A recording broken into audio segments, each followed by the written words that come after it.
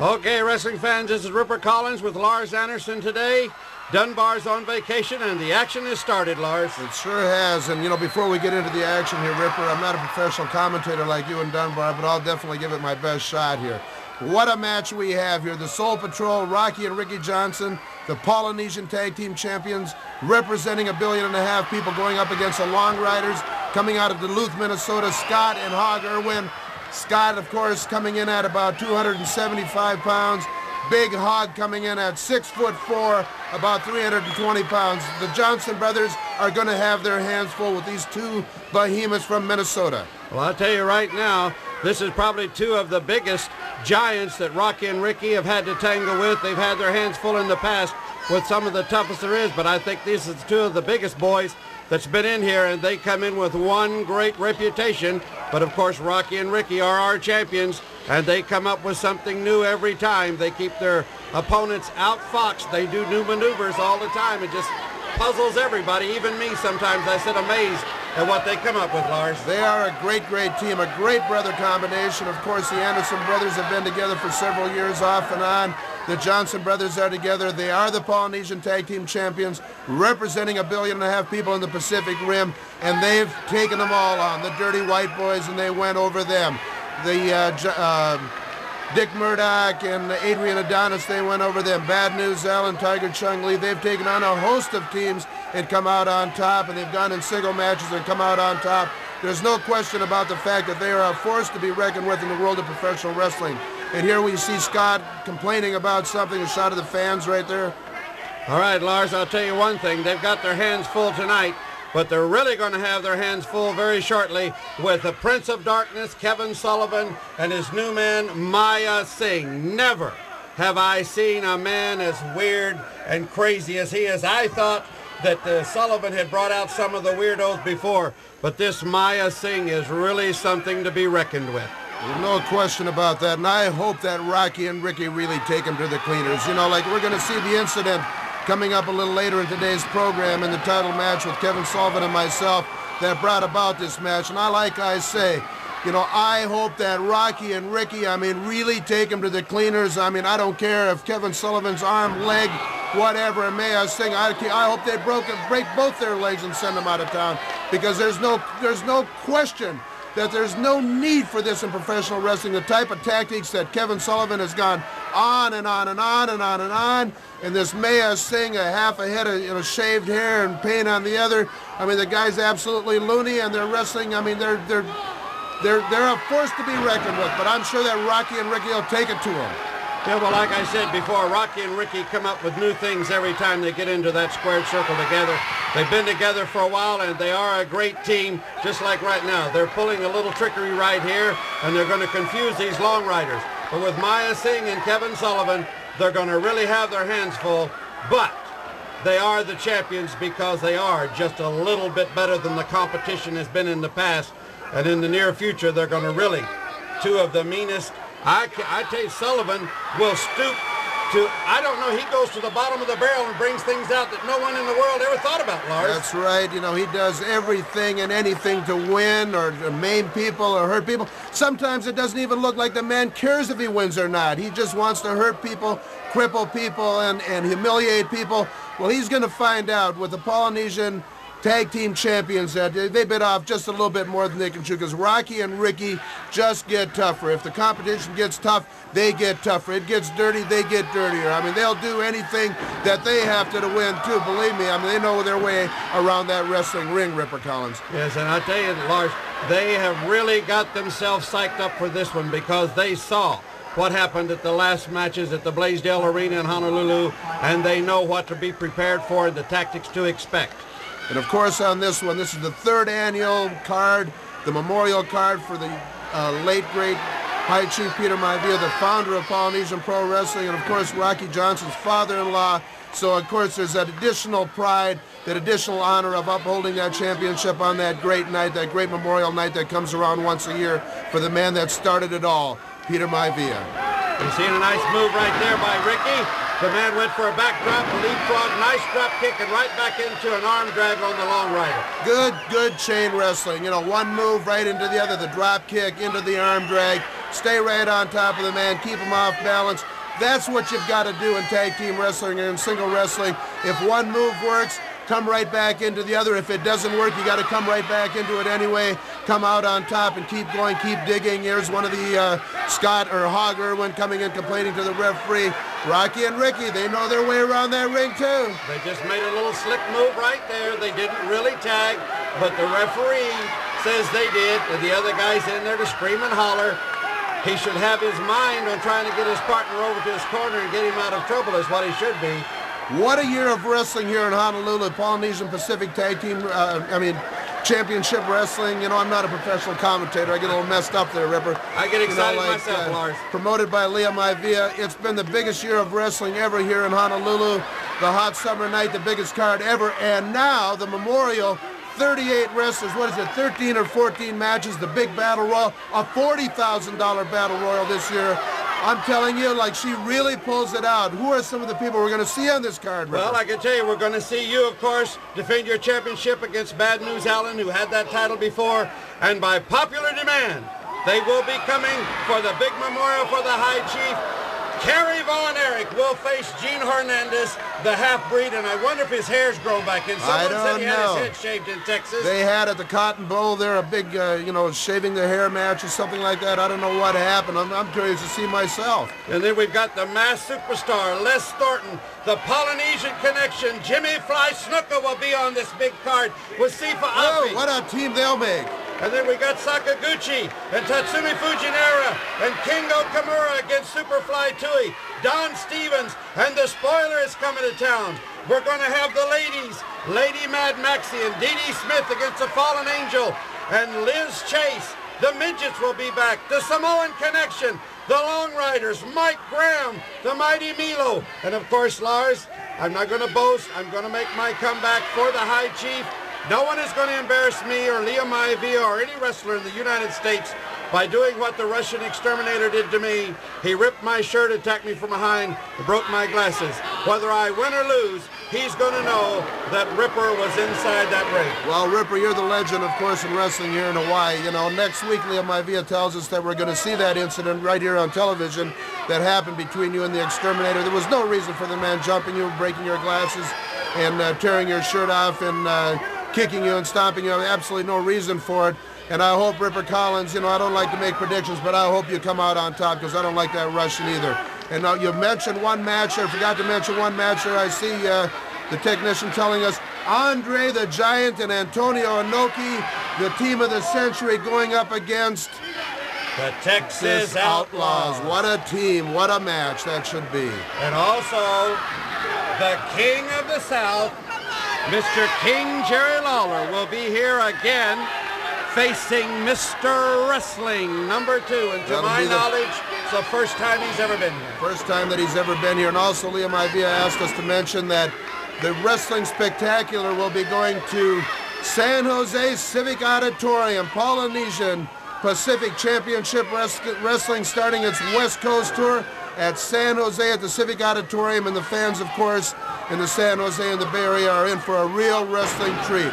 Rocky and Ricky Johnson, Siva Afi, and the whole crew will be there. Everybody that is anybody is contacting Liam Ivia in Honolulu, Hawaii, and saying, let me come and be one of the Polynesian Pacific Championship wrestlers because I want to be seen by 1.5 billion people and around the world because it is becoming the hottest wrestling program on the air because the top stars, I get excited myself. You see that? Really? Coming here, they want to be part of it.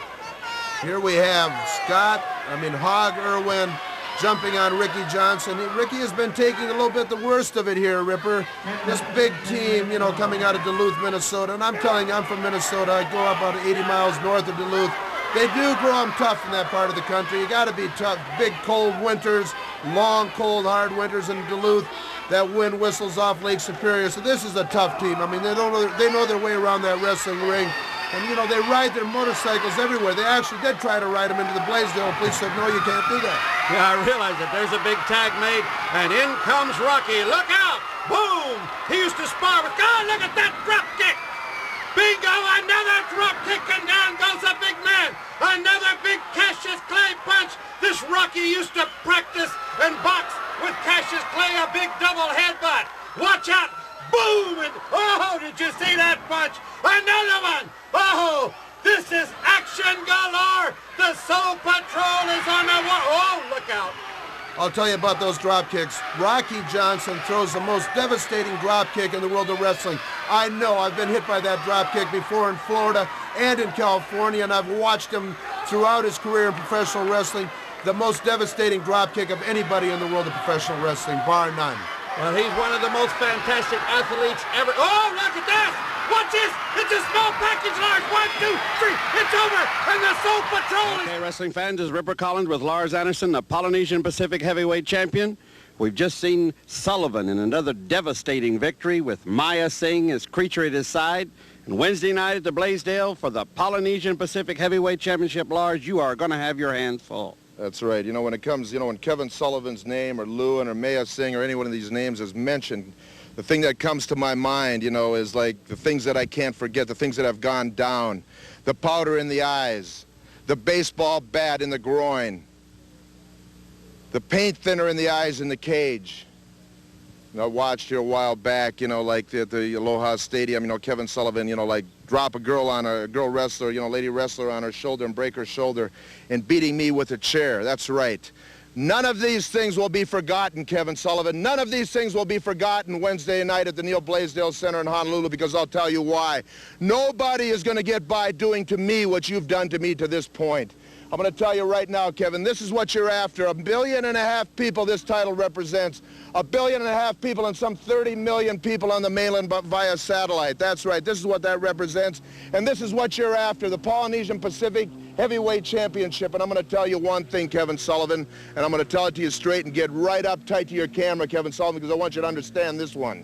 You try to do to me what you and Lewin did. You bring Maya Singh into that ring, Kevin Sullivan, and I'll guarantee you one thing. I've been around this island for 3 years. 2 of that I've been the champion. 1 year trying to get the championship. And I'll tell you one thing, Kevin, I've learned a couple of things while I've been here. You try to pull a number on me, any number, you pulled several in the past, and you've tried it on several people in the industry. You try to pull a number on me and Pearl Harbor me or jump me or attack me or whatever, Kevin Sullivan, you're going to find out. Island style, you're going out. When they go to the airport out here, when it's time for you to leave this island, you're going to be on a stretcher, Kevin Sullivan, because you're going to get it island style. You try to jump me, Kevin Sullivan, your arm or your leg or something is going to be broken before you leave that building, in the locker room, on the floor. I don't care where it is, Kevin Sullivan, because my back is being watched this time, Kevin Sullivan. You have gone too far, too many times, and this is it, Kevin Sullivan. This will be the last time you and I ever step in the ring for this title in the Neil Blaisdell Center in Honolulu. The last time, Kevin Sullivan. Try it. I dare you. You just try it, and you'll see what happens to you. Island style, brah. Here we go, Ripper Collins. This match, of course, a little hard for me to be objective about. It's Kevin Sullivan and myself for the Polynesian Pacific Heavyweight Championship. I told the fans it'd be the last time I ever step in the ring with this rat. I'd like to have him one more time to smack him around a little bit. Well, I'll tell you what, this was one of the hardest fought battles that I've seen you in. This Sullivan is one tough hombre. He's not that big in stature, but he packs one heck of a wallop. And I'll tell you this, he knew he was in for a battle with you. He hit you with everything he had, Lars, and you still managed to come out on top. Well, that's right. You hit me. I hit him pretty hard a couple times. I tell the story this way. I hit the guy a couple of times pretty hard. I mean, just about as hard as I could hit.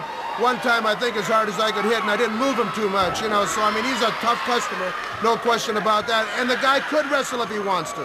Well, I've seen him wrestle in the past. I know the man to be a good wrestler in the past, but all the dirty, cheap shots he pulls now, he doesn't even belong in the game of wrestling. Well, I found through our archives that a few years ago, he did follow the rules exactly like you say, and he was a very good amateur. He does not need to go to the lengths that he does to win matches, but he's taking all the shortcuts, and it's got him way up the ladder. The only thing is, sooner or later, he's going to meet someone that's just a little bit sneakier than he is, and he's really going to be in trouble. And there's his friend, if you'll notice. See, there you go. Maya Singh comes out. I used to think that it was that, goofy maniac Mark Lewin, that influenced Kevin Sullivan. But I see that Kevin Sullivan is really the ringmaster. He could have even influenced Maniac Mark Lewin. He's got this Maya Singh. There he pulls the cord. He's choking me around my neck. I'm saying to myself, you know, what's going on here? The referee had one heck of a time, I'm telling you, controlling this match, you know, with this goofy Kevin Sullivan. But I'll tell you, Rocky and Ricky Johnson, I mean, Rocky will drop kick this guy pretty hard. He'll knock his head right off as far as I'm concerned. Well, you see, this man is called the Prince of Darkness, so he's not there anyway. And with the trickery that they come up with, I think that maybe Maya Singh and the Prince of Darkness are going to be looking at one another and scratching their head and trying to figure out what's coming off. And maybe they will be in darkness. Tell me, Ripper, why would a man shave half his hair off and you paint the other side? What, I mean, is it psychological? Is he trying to throw his opponents off? I mean, what is it all about? I have no idea, Lars. It's like Sullivan paints half his face black and the other half white, and then he'll put a star on one side. I don't know why the guys do this. But while we're watching this match, we should talk a little bit about you, because you're going to have your hands full. Bad News Allen was a former Polynesian Pacific champion, and he's coming back after that belt, and he's done some heavy boasting. That's right. Right here, we'll get into that a little later, Ripper. Right here, you see the referee goes down. You see he purposely hit that referee. And there you see Maya Singh coming up behind me. He's coming up behind me. Oh, that was a nice move, Lars. That was a nice move. Ha, ha, ha. You see, trickery doesn't always work. But what's this? This is where it comes. This is where it comes. Always after the match. Both men chopping. You see Kevin Sullivan going after the referee right there. The referee standing his own right there. Now, you see it chopping. If it wasn't. Both of them. Right here. Both pounding on me. At this point, you know, there wasn't anything I could do. They're holding my arms. And this is where it was going. I was going down. I was weakening right here.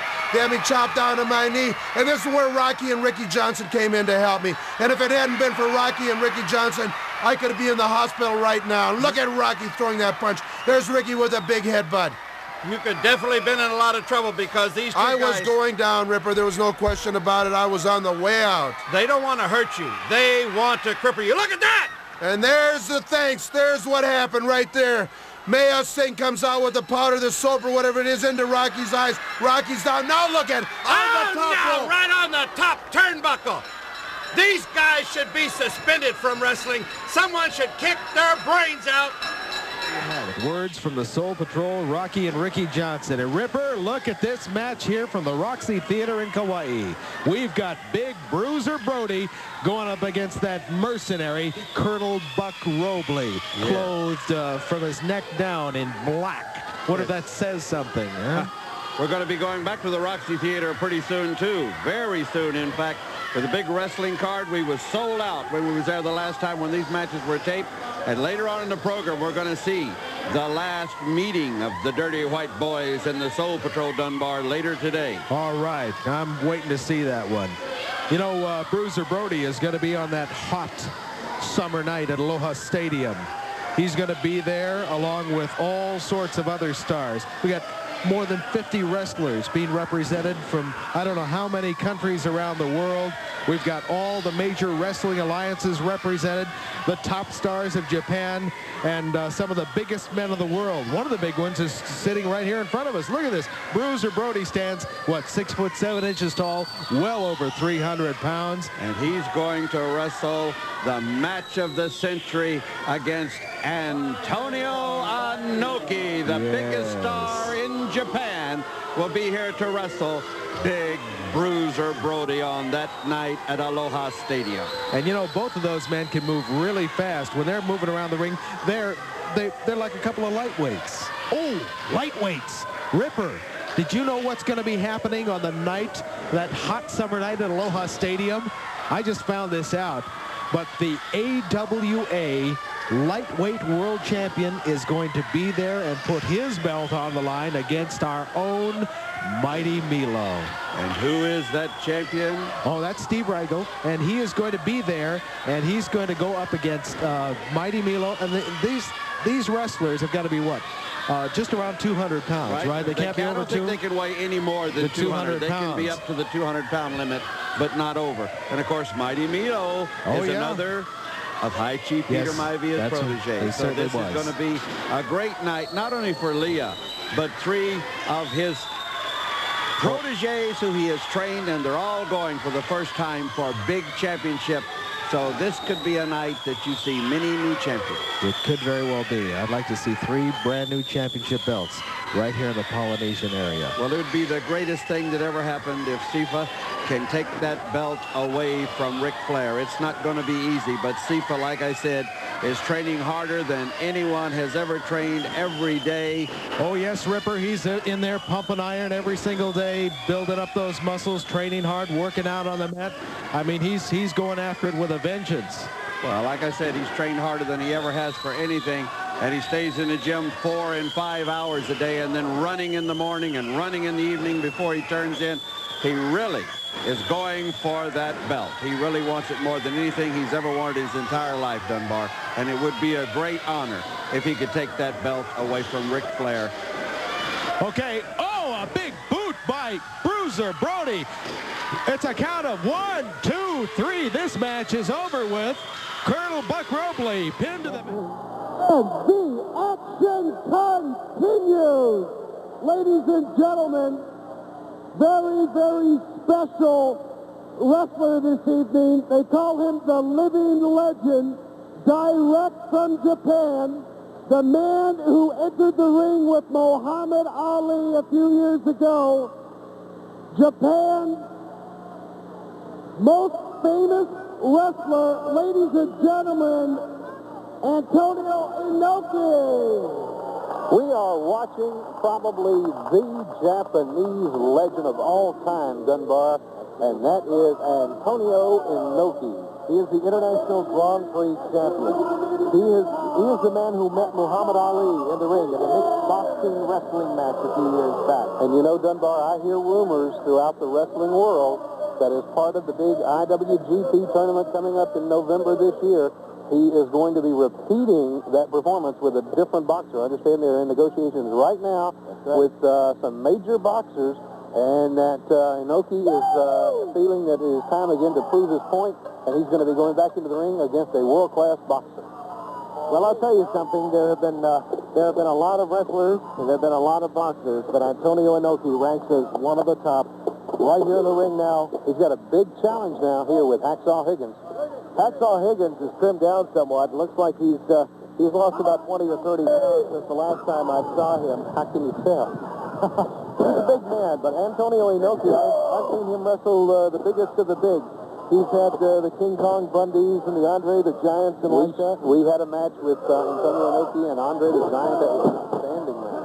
And just recently, a match with the Giant Machine and Antonio Inoki. A lot of controversy over the Giant Machine. Antonio Inoki in fall position there. Got a count of 2. Hacksaw Higgins pushing his man over. Once again trying to repeat it. Had a little extra leverage there.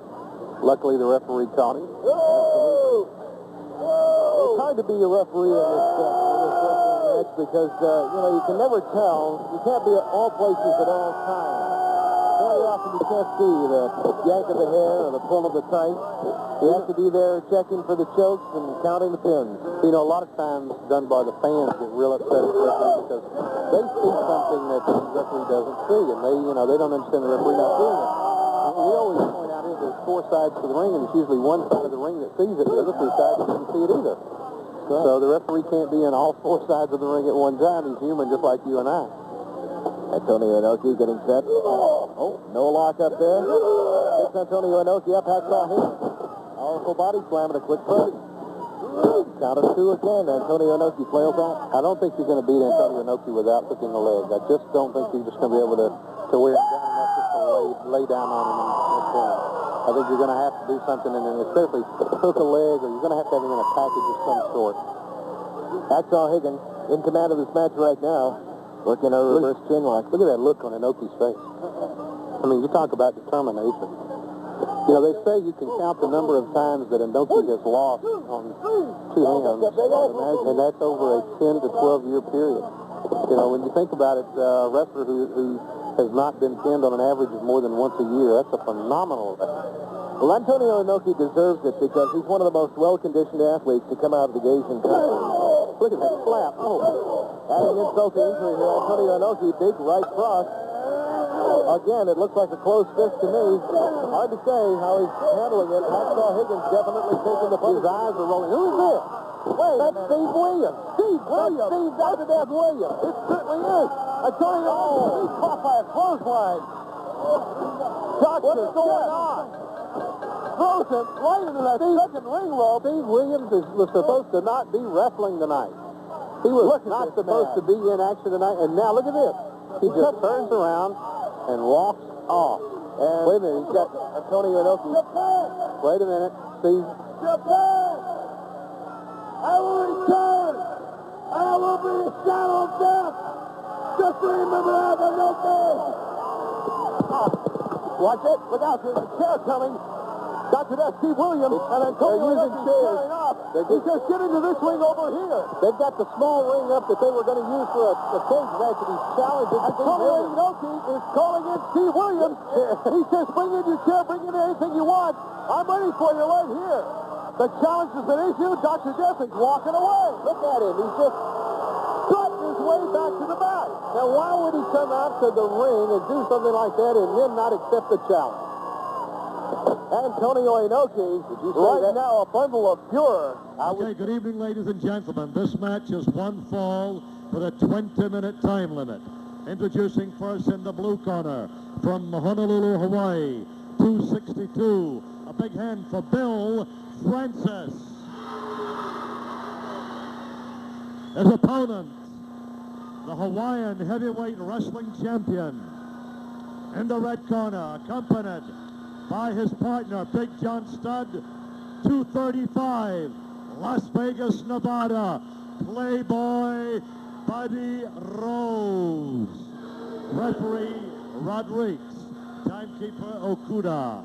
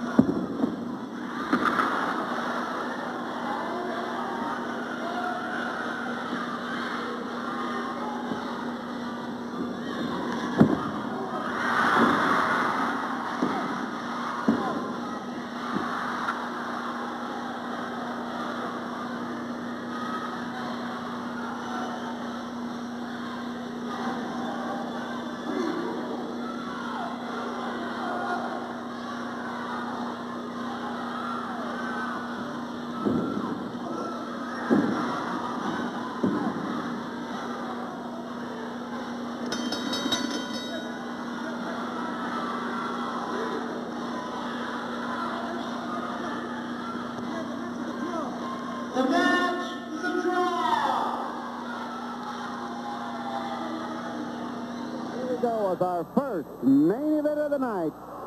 Big Bad News Allen against Don Morocco from Sunset Beach, and Bad News Allen has already started. He hasn't given Morocco a chance to even get his shirt off. In fact, he's taken it off, and it's around his neck, Dunbar. This one is underway. Bad News Allen didn't even give a chance for the referee to ring the bell. He immediately attacked Don Morocco, the magnificent one, in the corner, using his shirt as a weapon. Oh, did you see that karate-like chop right to the throat? Vicious man. Liam Ivey has brought this man here for the Blaisdell Arena in Honolulu. And Dunbar, he is one of the most vicious men in wrestling today. And right now, Big Don Morocco is in trouble. Bad News Allen choking Don Morocco on the mat. Referee Fui Manea calling for the break. Bad News Allen, I tell you, I don't know about this guy. I mean, he's had a martial arts experience in the past, and he's using it tonight. And I'll tell you one thing, he is a very, very tough man. He is relentless, and he's not going to let up.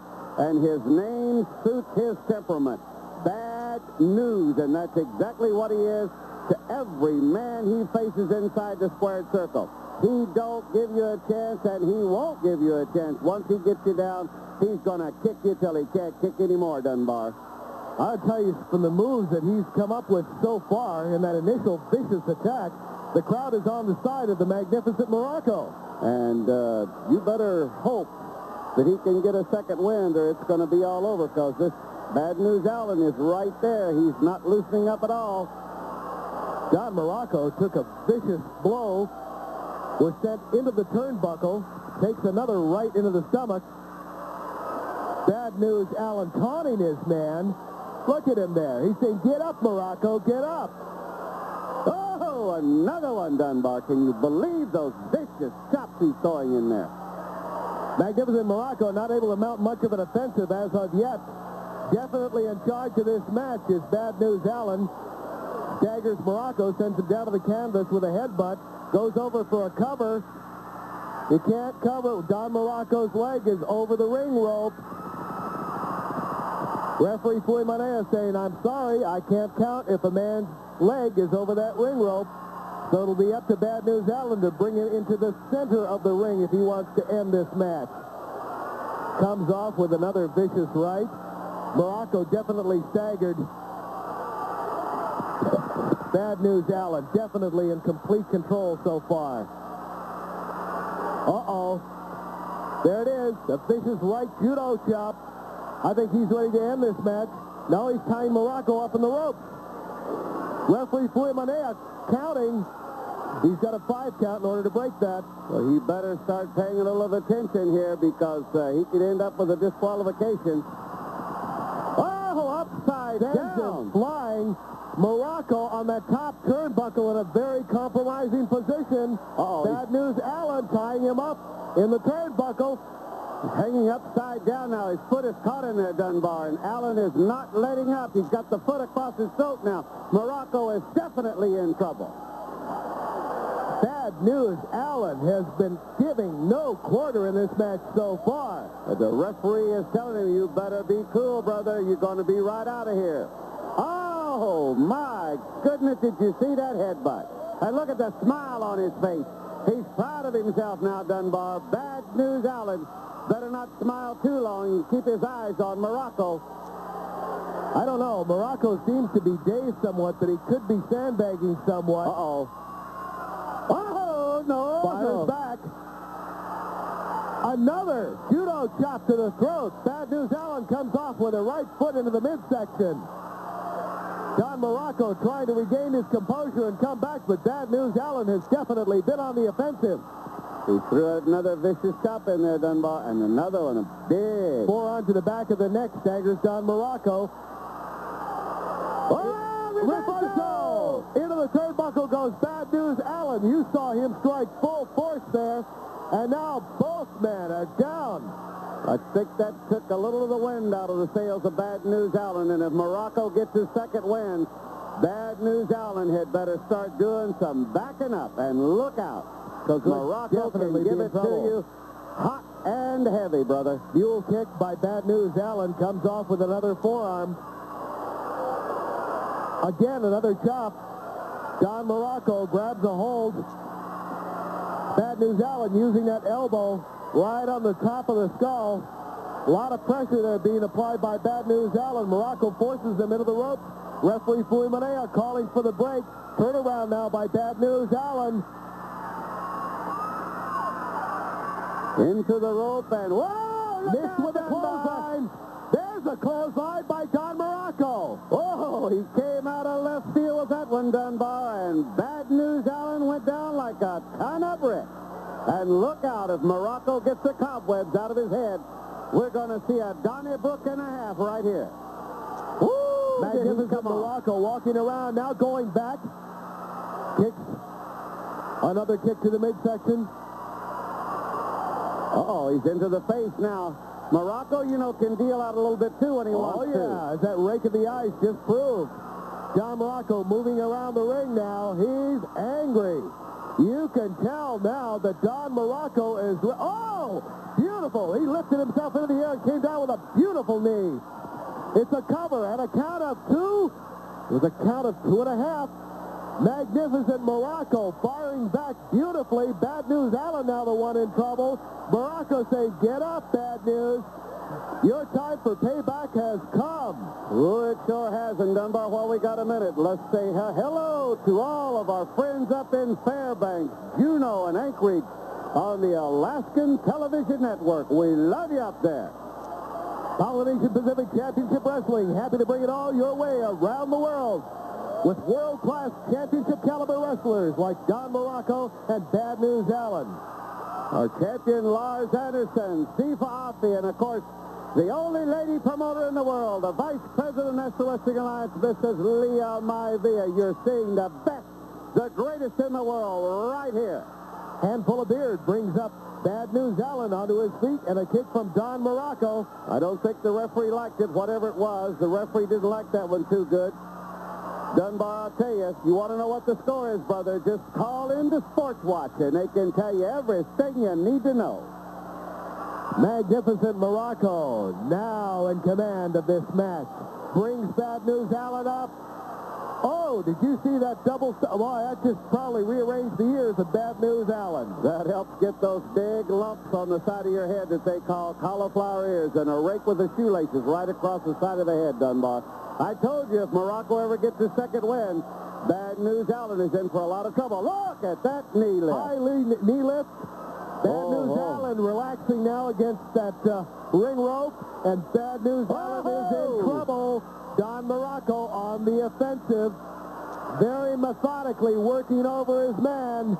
I think right now every time he throws a punch. Whoa! Headbutt. Bad News Allen, in a desperation move, came off with a headbutt on Don Morocco. Football stats going up. Don Morocco steps aside, and Bad News Allen, by the force of his momentum, was hurled outside of the ring, dropped himself 6 feet down on that concrete floor at the Blaisdell Arena. Out goes Morocco. They're both on the floor. And into the steel post with the shoulder, Dunbar. Morocco has run Bad News Allen into that steel post. The crowd is on their feet outside of the ring. Action aplenty. Bad News Allen again going into the steel ring post, hitting his right shoulder. Don Morocco taking a boot to the midsection. Both men are on the floor. They better get back in the ring here, Dunbar. Referee is counting. That's it, Dunbar. The bell is rung. The referee has disqualified both men. Counted outside the ring. Well, that ends our first of our double main event. It's a double count-out between Bad News Allen and Don Morocco. Stay with us. We'll be back with our second main event. Scott Allen in the locker room. With me is Kevin Sullivan. There's been many words passed back and forth. The cage match coming up. Let me tell you something, my man. Words are for lovers. And we ain't going out there to make love. It is time for war. You see, now all the forces have been joined together. The man of mystery, the man that can throw fire anytime, any place, has finally arrived on the island. You see, the forces now have joined together. My Via's family on one side, my family on the other side. You see, I have seen into the future. I have gone to the river of death and looked into the river. And I saw a flame. I saw a flame that was 3 sides the time of a human head. And who threw that flame? The man that walked in the desert. The man whose mother left him in the desert. The man that sucked on the udder of a jackal. Yes, the Sheik, and the only Sheik in the wrestling world today. You see, the fireball will be thrown. I will guarantee that. And Mr. 2x4, the big Texan, the one from West Texas where the wind howls. And he walks tall and he walks mighty. But you see now you're in the land of darkness, the land where we dwell at night. The moon has come up and the jackal has howled. Brody, the man of fire has singled you out. And Lars Anderson, this war started a year ago when I took a baseball bat and I rammed it right between your spread legs. You see, now, Lars Anderson, you have been singled out by another member of our family. But I'm going to tell you another thing. Mr. Tui, when the chance came for you to come to this side, the side that you should have been with, I had given you, you turned your back on me. Now let me tell you another thing. The prediction is this. Tonight, you will take an ambulance ride, Mr. Tui, and this is it. The destruction has started. Mrs. Maivia, you drew first blood. I intend tonight to make everybody bleed and everybody pay because of one thing. You can't control this. It's out of your hands now. The spirit that you are driven by from the High Chief himself. The cloud is coming over. Welcome to the great nothingness, because nothing dwells in my heart but darkness. And where darkness lies, Mrs. Maivia, it is the children of the night against the children of the light. And the tunnel has started to close. You see, the cage match is the ultimate decision. Destiny has ruled that darkness shall prevail forever, because in Hawaii, I am king. And to be a king, you have to kill a king. And tonight, we're going to kill a lot of kings. There you have it, ladies and gentlemen. Kevin Sullivan talking about the upcoming 8-man in the cage. Well, I'd like to introduce at this time, weighing 480 pounds, Grizzly Smith. Ladies and gentlemen, from Santa Fe, New Mexico, Bruiser Brody. Ladies and gentlemen, the former Polynesian heavyweight champion, Superfly Dewey.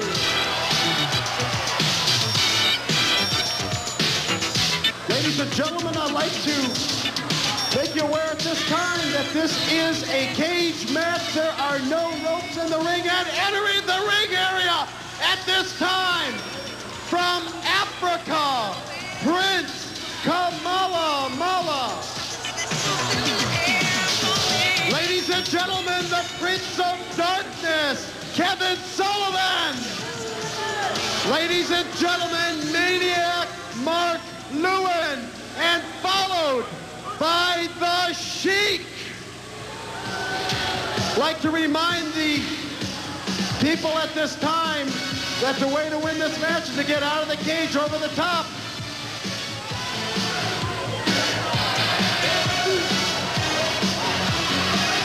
And now the Sheik, the match is over here now.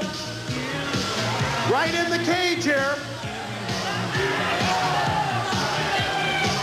Sheik, it's right in the cage here.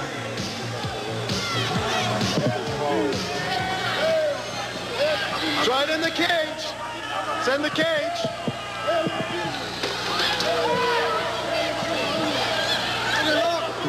Sam Sampson, the referee, will not be in the cage. He will be determining the winner outside of the cage. Please lock the cage.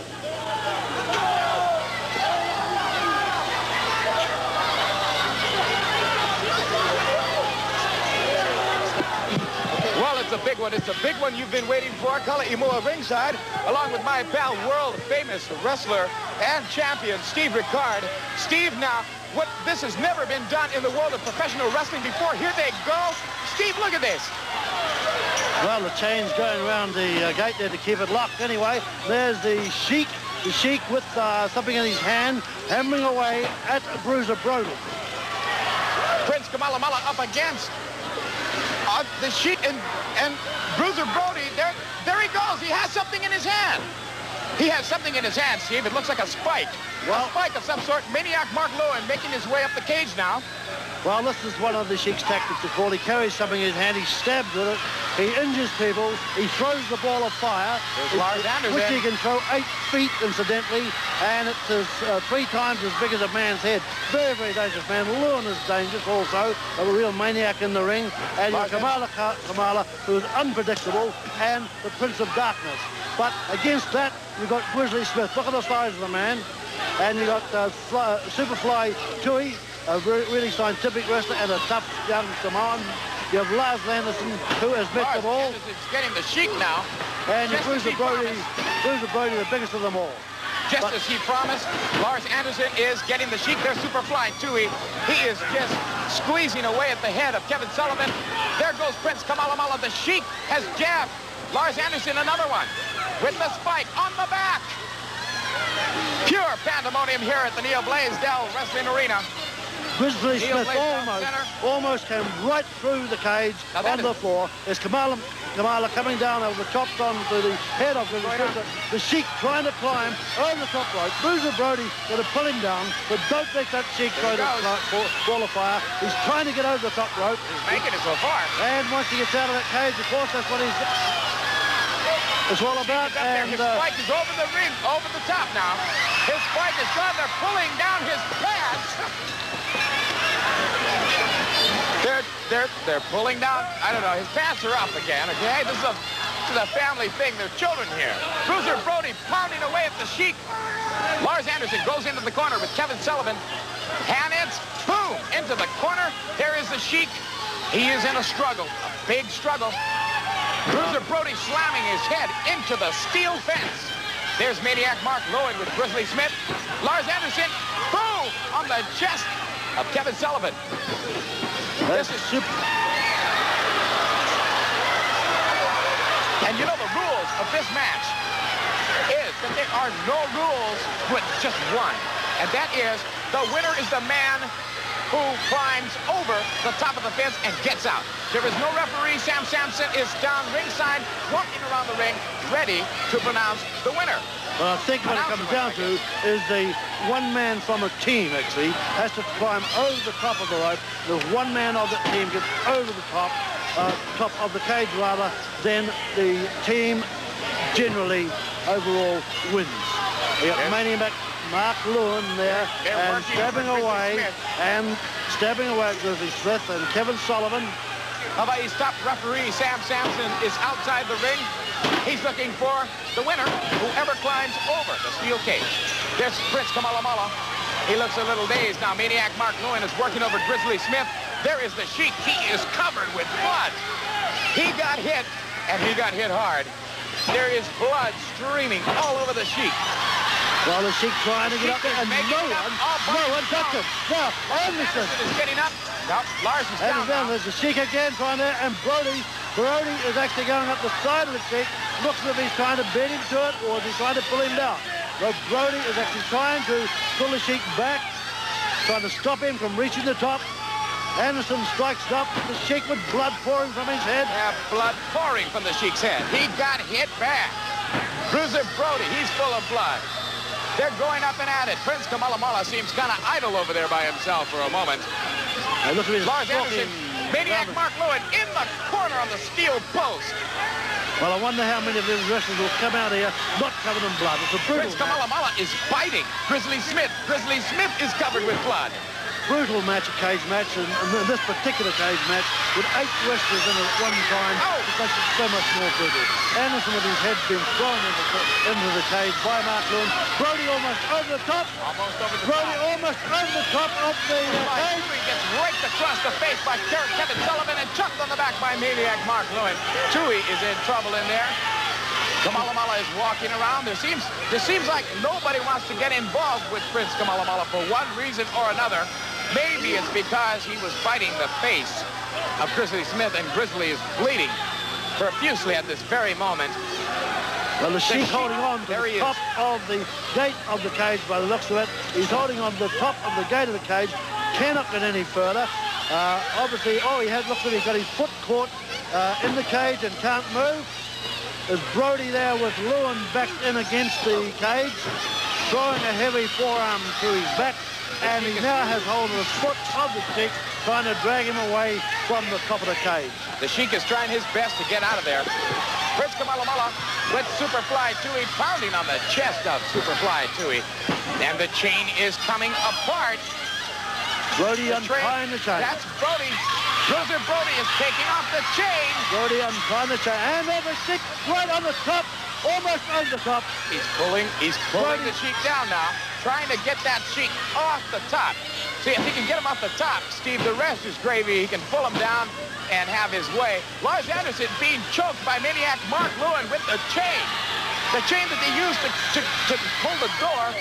Grizzly Smith is on the mat, sitting on the mat, bleeding. Grizzly Smith looks like he's almost out of the match. The Sheik looks like he's been through World War III, I tell you, Steve. Well, as I said, how many of them will not come out of the ring covered in blood? They'll all look as if they've been through World War III by the time they finish this match. Grizzly Smith, he looks like he's been double and triple teamed in that one. The Prince of Darkness, Kevin Sullivan, unmarked. He's unmarked in the match. Wow, they have Lewin. Grizzly Smith pound away to him. Now he's on to Kamala. The Sheik is still trying to make his way over the top. Still trying to make his way over the top. Well, look out. I'm going to say, watch the fire. The ball of fire. And he just pulled it out of his tight. Who did he hit with it? He pulled the ball out. Well, Brody got out of the ring. Brody has gone out of the ring and will have won the match, but he has been hit with that ball of fire thrown by the Sheik. The ball of fire looks as if it's hit the Sheik, and Brody on the floor outside. Grizzly's lying on the canvas, out of the match almost. There's the Sheik again. Is he going to throw more fire?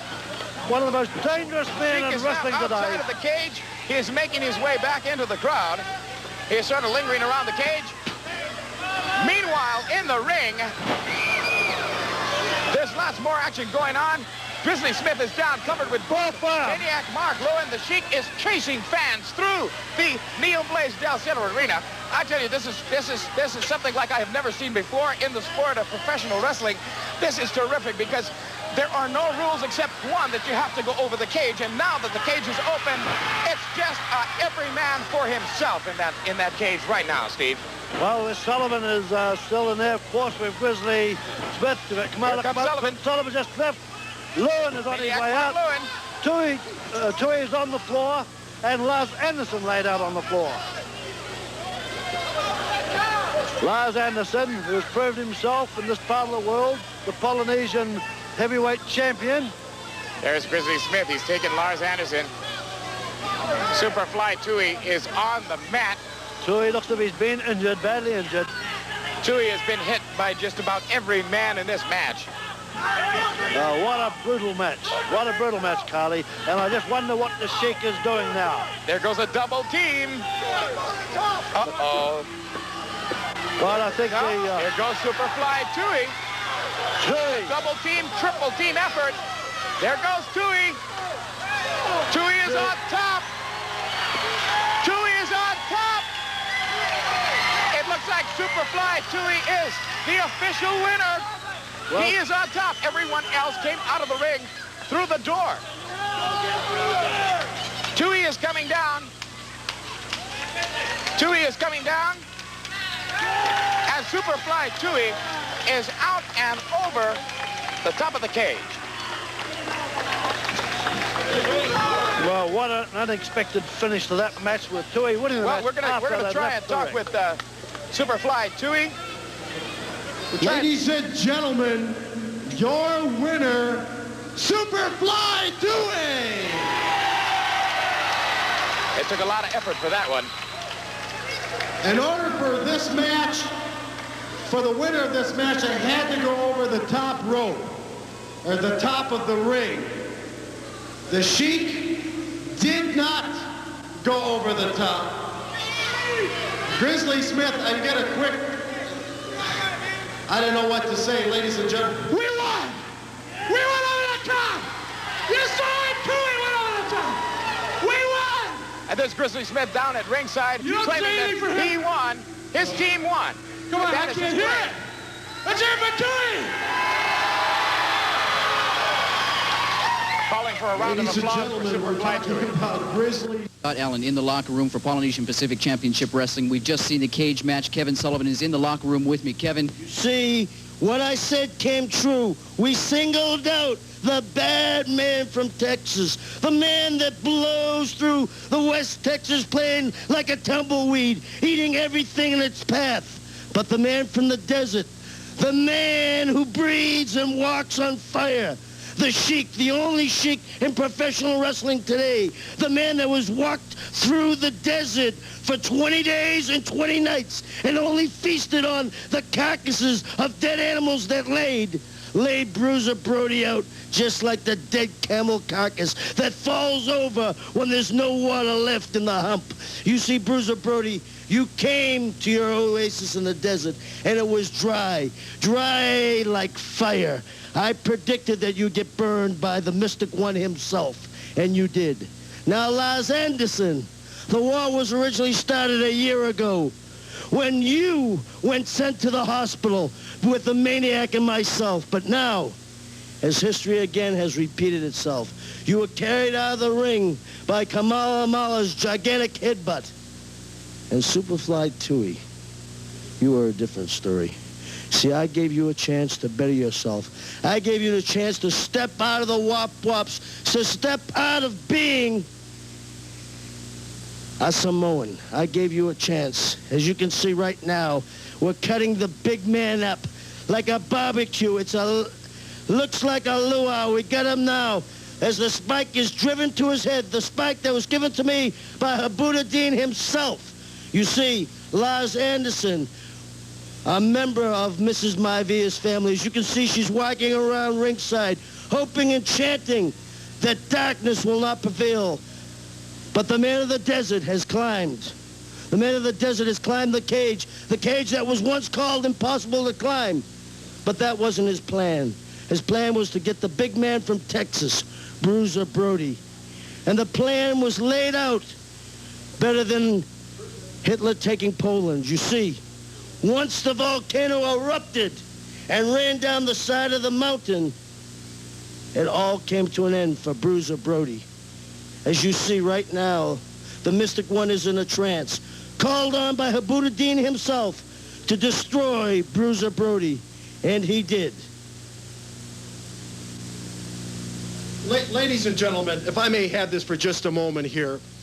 If I may have this just a moment, I know that this is your interview, Mr. Sullivan, but we have some other matters to discuss right now, and it happens to be one Mr. Bruiser Brody. The doctor is in the back, and Bruiser Brody is severely burned on his face. Yeah, well, you do think it's funny, don't you? You know something? Let me tell you something. That was not an accident that happened to Bruiser Brody. And I don't make idle threats. But accidents can happen to anybody outside the arena, Mr. Sonny, if you get what I mean. Sun can be turned into darkness real quick, like 6 feet down and buried under, so you better watch your tongue or it will be cut out. All I can say, Maniac, Mark Lewin, and Kevin Sullivan, we have the doctors in... Again and taking control over the island. The sun has blotted out. Sonny, you see, it is nighttime. The night place where we live and dwell. Darkness will come. Now I have made Bruiser Brody a king. Yes, a king. A king in the land of the blind, because there, the one-eyed man is king. Feast the jackals. Ladies and gentlemen, this is definitely a, I want to take a look at the match right here. Here's the cage match. We have Grizzly Smith, who's down right now in the cage. I really don't know what to say about this. Lars Anderson is having his head bashed right into the ring there by Maniac Mark Lewin. There's Bruiser Brody up on the top. He's up on the top right there. He's trying to get back over here for just one moment to Scott, but I wanted to just bring this up. And Scott, I know that you wanted to talk with Bruiser Brody, so I want to hand that to you. Thank you, Sonny. We're in the locker room with Bruiser Brody, who, as you've seen, has not done too good in this match. Bruiser, are you going to go? Let me tell the Sheik something, and I want you to look at me close. Let me tell the Sheik something. I don't want to shout at the good Mrs. Maiva. I don't want to be yelling at her. She's friends of everybody here. But I'm telling the Sheik something. And Mrs. Maeva might as well listen close. You don't have to make no decisions for Bruiser Brody. You don't have to make no decisions for me. I've been stabbed before in the middle of that ring, and I've been beat with 2x4s. And one time when I was in Texas several years ago, the maniac Mark Lewin, he took a railroad spike, put me on a stretcher, and carried me off to a Dallas hospital.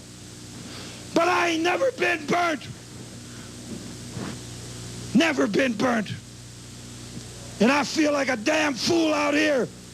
I was out here earlier telling you that nobody would ever burn Bruiser Brody. Sheik, that's one for you. That's one for you. 1-0. 1 Sheik. Bruiser Brody 0. But that's okay. That's okay with me. I'm coming for you, Sheik. I'm coming for you. I've been burnt. I've been burnt, and I'm here to talk about it. The others aren't. I've been burnt, Sheik. But it ain't nothing. I mean nothing. Like what these 2 hands are going to do to you. You go ahead, burn me. Burn them all. But you're going to pay. You're going to pay, Sheik. You're going to pay. I've been burnt, and you're going to pay. All right, ladies and gentlemen, this evening's main event. Introducing in the blue corner, Mr. Bruiser Brody.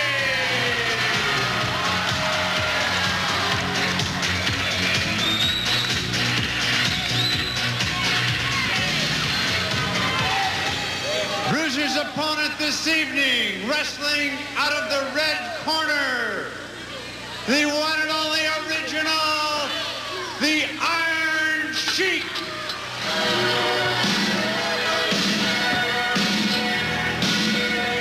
One fall, 1 hour.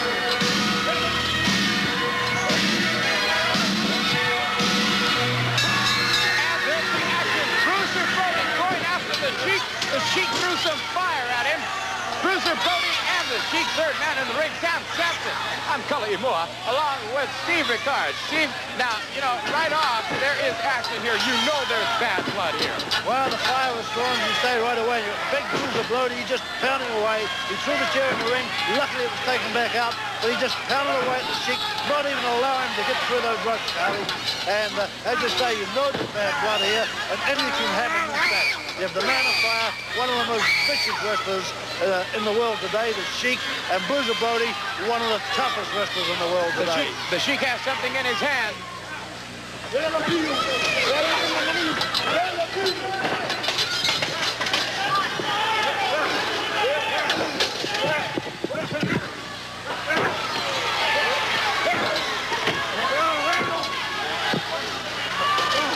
the Sheik outside, blood already coming from his head, and Bruiser Brody outside the ring also. Both wrestlers right here, right on top of me almost, and you got the Sheik almost cutting away, trying to cut away at the head of Bruiser Brody. Bruiser Brody now on his back, and the Sheik pounding away, hits him in the front of the foreign object. The Bruiser Brody low on his back, really in trouble. The Sheik on top of Bruiser Brody. They need, once again, the referee will have a hard time with the Brody in this match. One of those matches where you almost need 2 referees. 2 referees. And the Bruiser Brody is put the wires, he's got away from the microphone, from the neck of the Sheik. He's told the wires around the neck of the Sheik. The Sheik is gone in the ring, Brody getting in the ring. The ball is gone. The referee again is up and he's stopped this match. He will give it a sentence, but the match has been stopped by the referee. Brody still with the rope, with the wires on the microphone, tied around the neck of the Sheik. What a match. Started out rough, and it's finishing up rough. The referee...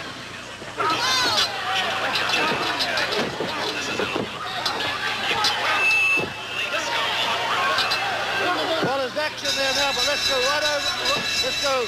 The winner of this match, I don't think there's any winner. Both wrestlers have been disqualified, and we will now cross the locker room to Scott. Now, here we go with another big match from that hot summer night at Aloha Stadium. And we got a Bobby Dazzler here. The Samoan Connection against the Texas Texas Outlaws, Joel and Dave Deaton. The dirty, double-dealing Deaton brothers from Texas. And they are a rough and tough team, Dunbar. They're to be dealt with, and right here, our own Samoan Connection is going to have their hands full tonight. There's big Farmer Ipo. He's ready for action. Farmer Boy Ipo never ceases to amaze me in the fact that this gentleman stands 300 pounds heavy and solid like a rock, but he can move around like a junior heavyweight. You can see him jump into the air 5 feet and those vicious savant-like kicks. Oh, did you see that? Deaton just ran into a brick wall. He still can't believe it. Oh, Leroy grabs him from behind. You got to admit, this Samoan Connection, when they decide that they're going to do... Whoa! Did I tell you? There was that savant-like kick. And the other Deaton brother is going to be brought bodily into the ring with a snap mare. A tag is made, and in comes the big man in the form of Leroy Brown. I'm going to tell you, Dunbar, the Samoan Connection, they are a great Samoan team. They are popular everywhere they go, and they are big, brother. Whoa, another one. Whoa, I'll tell you something right here. Leroy Brown going off. The big Deaton man is now down on his back and outside of the ring. Deaton didn't believe that one. Them big tackles didn't seem to move him, but that big flying headbutt, 300 pounds through the air like a bow and arrow. And down he went, brother. Whoa, this Samoan Connection, they got a lot of great moves, and they're a terrific team, Dunbar. These Texas boys are really, really tough, but they got their hands full tonight. Deaton's got their work cut out for them. I don't think they've ever wrestled the Samoan Connection. They don't know quite how to take it. Series of vicious shoulder blocks while against the ropes. Referee Sammy Sampson trying to make illegal breaks so the men can get back into the center of the ring and start wrestling again. Turnabout is fair play. Oh, vicious judo chop by Leroy Brown. I want to tell you, Dunbar, a lot of wrestlers that come through Hawaii and the Pacific Islands here, they don't get to meet too many Polynesian wrestlers outside of our area here. And when they do, they go home totally confused and they spread the word. Whoo, them guys are tough out there. Well, and in Hawaii, we got some of the toughest. Look at that. He's just staggered by that hard Samoan head. Take a look at what happens here now. Strategy being performed in the corner of the Samoan Connection. I think the Texan wants to argue with the people a little bit, but he better keep his mind on the Samoan Connection. And I want to say hello to all of our great friends in the New York area, Los Angeles, Miami, Fort Lauderdale, down in Atlanta. Brothers, we're coming your way with the greatest wrestling ever. Polynesian Pacific Championship Wrestling. Texas Outlaws using an elbow to good advantage, but being powered into the ropes. The tag is made coming off the second turnbuckle. Double forearm to the back. Trying to be... I'll tell you, they're using power tactics here. Leroy Brown is taking some tremendous punishment. Uh-oh. Farmer Boy Ipo came in. Whoa! Another savant kick. Leroy Brown going over. The tag's made. I don't think the Texas Outlaw knows what's happening here. Oh! A double headbutt. Goodness, he could... I saw the stars coming out. That should have been it. Dunbar, how he got up, I will never know. They've got it back in the turnbuckle now. He's in the wrong corner. Oh. Double foot rake to the face. Farmer Boy Ipo, another savant kick. And the tag was made. Look at this. Both men trying to double team in the corner here. Farmer Boy Ipo taking the punishment. Down to his knees now. Strain beginning to tell. Choking on that second ring rope. You see what's happening here? The one is keeping the referee away while the other one does the work on the outside. Ipo is in a little bit of trouble, Dunbar, right now. These Texas boys have got him on the run. Tag is made again. Both of them working as a team. Double teaming the man. Throwing Ipo into the far ring rope. Oh, Dunbar, did you see the force of that double elbow on Farmer Boy Ipo? Well, it took both of them to put Ipo down to the mat. Ipo now in a predicament.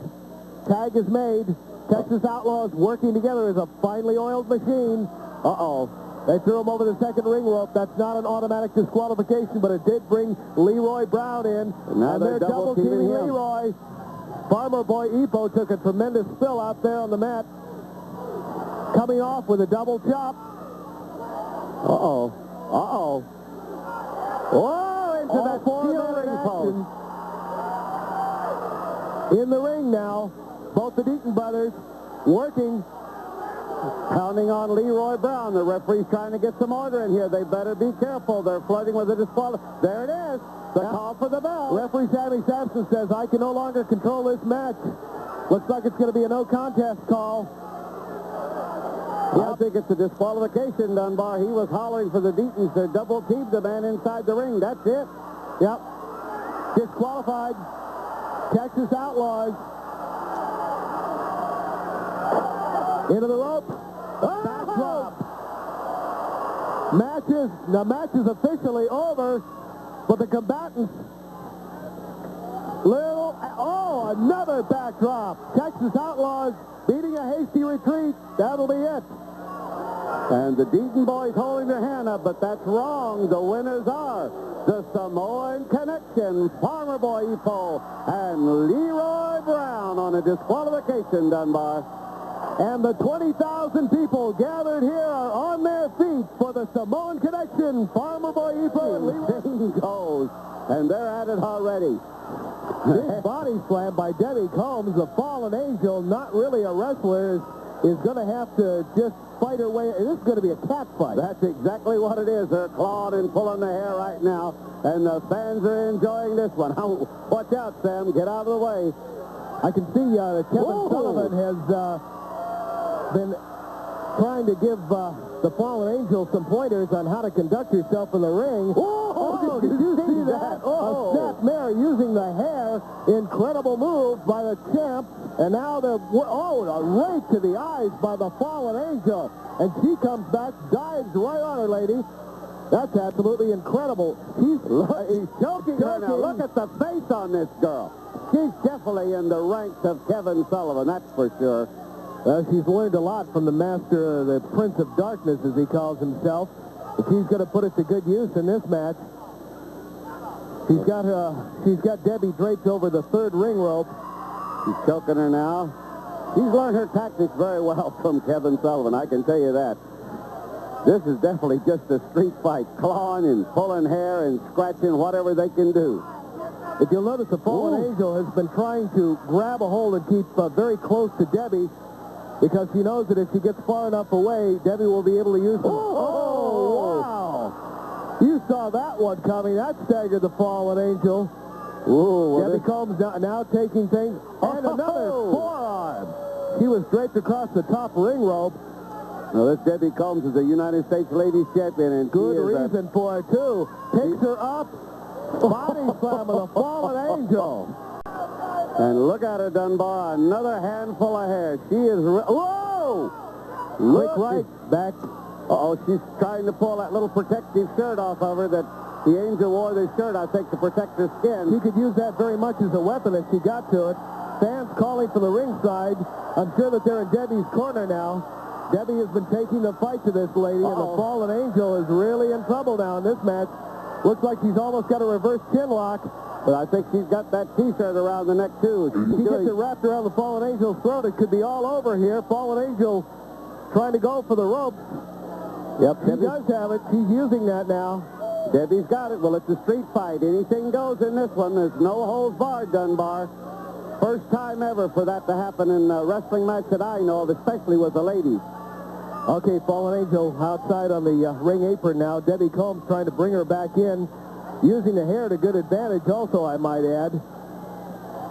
That's one thing about the ladies. They have that long hair. Oh, she bit her, Dunbar. Right on the leg. The angel's got a mouthful of leg right there. Look out. Goes in immediately, taking full advantage with a series of forearms to the back of Debbie Combs. Turns her over and is now choking her on the mat. Referee Sammy Sampson in control of this match. Well, Sammy can't break it up because this is anything goes. He's just there merely to count the shoulders down. When the shoulders are pinned, Dunbar, anything goes. That's exactly what it says. Choking, hair pulling, kicking, biting, gouging.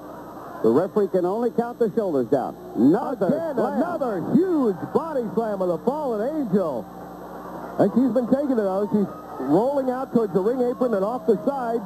Well, she's like Kevin Sullivan. He never gives up, you know. He's a tough little competitor himself, and that's the reason he wins a lot of his matches. He hangs right in there, and when you least expect it, he comes out of nowhere, and he'll catch you. Fallen Angel taking her time. She's got a 10 count outside of the ring in order to be able to get back in up to the ring apron, but she takes a boot from Debbie Combs. Debbie's not giving her any room either. She went out, I think, to get a little breath there, and Debbie's going to stay right there to be sure she's not going to get too much rest. I can understand that Kevin Sullivan has been very protective of the Fallen Angel. I've seen from just this short encounter so far that he must have been teaching her an awful lot because she's conducting herself quite well. She's doing very well in there for a girl that's never wrestled before. She's probably had a lot of street fights, but that's a little bit different because the lady wrestlers know how to grab your legs and arms and manipulate your body, where in a street fight they just kick and claw. Debbie on the offensive now. Fallen Angel holding on to that shirt, possibly going to be using it as a weapon later on, but she takes a solid series of forearms from Debbie Combs. A snapmare brings her down to the canvas. Debbie going with a front face lock now. A lot of good wrestling in amongst the clawing here. Fallen Angel, good reversal, got out of the hold. Oh, look out! What's this? Kevin Sullivan jacked her with a forearm. Where did he come from? Picks up Debbie Combs. Oh, my goodness! Oh, a shoulder breaker! A shoulder breaker on Debbie Combs, wheels it. There's a maniac out there, too, with Kevin. What's happened here? Sullivan's army in force. They disrupted this match. There's a disqualification here. That outside interference shouldn't be tolerated, Ripper. To action we go with Siva Afi taking on gorgeous Jimmy Garvin in this one-fall event. This is another top star, worldwide renowned, that came to Hawaii to wrestle the biggies, and he's in there with the #1 Samoan wrestler today, Sifa Afi, who was trained by High Chief Peter Maivia. He's his protege, and he carries that name very, very well. Garvin takes a back seat to no man. Puts Siva Afi's head into the turnbuckle. Siva did not feel it. Look at that. Headbutt. Staggers. Garvin pushes them against the rope. That could be Bob Wire. That's right. That six-man tag when he busted his head into that turnbuckle, or he thrown him into the rope. Can you imagine, Dunbar? That's going to be Bob Wire. Now, that's not going to be the ropes. There will be no rope. Just Bob Wire. Oh, that's going to be something to see. When Siva hurled Jimmy Garvin into the ropes just then, he could have been hurling Buck Robley into barbed wire. Or Mark Lewin or Kevin any Sullivan. of them. You know, the Angel isn't going to be able to help out her buddies in this event. Leah's going to lock her in that cage at ringside, and I think all the Angel's going to be able to do is just scream and growl and scratch at those bars. Look at that reverse toe hold with a surfboard. Siva, look at the hold, and can you imagine him doing that to Mark Lewin? Oh, I'd love to see that. I'm going to tell you, this Sifa often knows his wrestling. I'm telling you, that young Samoan, he knows. He's traveled worldwide, by the way. He's New Zealand, Australia, Manila, Canada, all over the USA. Jimmy Garvin taking a quick move by raking the eyes, going after Siva Afi. Siva breaks the hold, comes back out of it. Nothing you can do. I'd hate to see what happened if someone were to get their eyes caught on that barbed wire. Well, now, there you are. See, he's got his neck across that second rope. And now that'll be barbed wire. In the six-man tag, it's going to be barbed wire. It's not going to be ropes. The barbed wire is it's going to be a very dangerous match. I think that's the reason that all the wrestlers and Leah Maivia agreed it wouldn't be shown on TV. The NWA would not sanction this match. And this is the last time you will ever see a match like this in Hawaii. You know, Ripper, in your 20-odd years experience as a professional wrestler, have you ever been involved in a match of this sort with barbed wire instead of ropes? I never had a barbed wire match in my life. I had a few cage matches, but never did I have anything to do with barbed wire. I've never even seen a barbed wire This is truly match. a first for me in the 20 years I was a professional wrestler. Well, I had a chance to go out to a ranch here on the Big Island just the other day, and I took a look at some of the barbed wire out there. Those things are sharp. They'll cut you to ribbons. Oh, you see, where the cattle have moved against it like that, it's torn great pieces of cowhide off of them. Right. What is it going to do to these poor men in the ring? Well, they agreed to it. Bruiser Brody, as they say, is the master of the barbed wire. Robley and Lewin and Sullivan, I think they stuck their foot in their mouth when they agreed to this kind of match, because Sifa Afi, King Kong Mosca, and Bruiser Brody, I'm telling you, brother, I wouldn't want to be in anybody's shoes with those three after me. Jimmy Garvin on the offensive has Steve Afi in quite a predicament here. Working on his man, pulling with that reverse chin lock. Steve Afi fighting the pain and the agony, but he's got that thick neck that he regularly bridges up on. He exercises, works out at the gym. But still, that's a lot of pain and pressure. Steve can take it, but boy, the barbed wire is nothing but a cutting, lacerating piece of metal. We had Steve out at Pearl Harbor at the gym the other day doing an interview with the Navy News, and Sifa was doing about 425 pounds on the bench, and those guys' eyes were like this, because he just walked in, put the weight on it, and pressed it about 10 times, and they all just stood back and watched in amazement at this Samoan athlete. Sifa Afi is truly unusual. 22-inch biceps, strong, handsome, talented, agile. There just aren't words to describe Sifa Afi. But he's going to need all of his skill and talent in this big barbed wire match, because what can you do if you're thrown into barbed wire? It's got to hurt. There's no way you can break, momentum on barbed wire. Well, I've never seen him back down from anything yet. It's just like Lars Anderson. He's got the bad eye, and he's still going into that championship match. He could have got out of that match, Dunbar, but he said no. No one would have blamed him if he hadn't taken that match with Allen. He's doing it for the honor of the Pacific Championship belt and for the people of Polynesia. He's a great champion, but he's taking a great risk. This Bad News Allen is one mean hombre, and we saw him earlier today. He just goes out to destroy. I know. It's going to be something to see. All the matches that night, the night of Mosca's Revenge, are just going to be incredible. 8 big matches. The Samoan Connection, the beautiful blondes, the dirty white boys. Going to be there. And this man, too, Sifa Afi. The night of Mosca's Revenge. This gorgeous Jimmy Garvin, he's a vicious character, too. Yeah, look at him. Look at the pressure he's been putting on. He's had about 2 minutes in that reverse chin lock working on the neck of Sifa Afi. Sifa's been taking an awful lot of punishment. You watch Sifa, though. He's fixing to come out of this in a minute. Look at, now that could have been the barbed wire right there. That could be Sullivan or Robley. Sifa, give it to him, Brock. Give it to him. Now Sifa's got his sander up. He's ready to go. He picks up Garvin, gives him a big atomic drop. Garvin felt that one. Can't stay on his feet. Sifa Afi going into the corner, coming back off, ready to put the boots to him. That's going to be Robley and Sullivan and the Maniac begging for mercy, brother. Barbed wire, the top 2 ropes. Ooh, look, now that could be barbed wire that Sifa climbs up on right there. Comes up with a headbutt. Watch the leg at the count of 1, 2, 3, and there's your winner, Sifa Afi.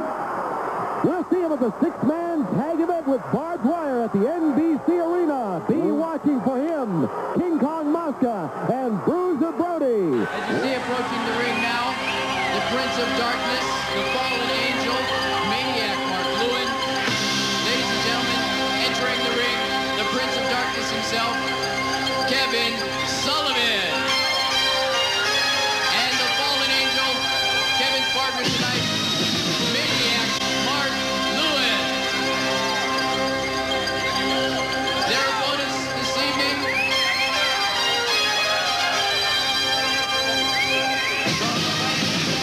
and from Texas, Super Fly Jewish, and the local favorite Bruiser Brody will soon be joining us in the ring for this spectacular wrestling event. Ladies and gentlemen, let's hear a warm hand. Let's hear it.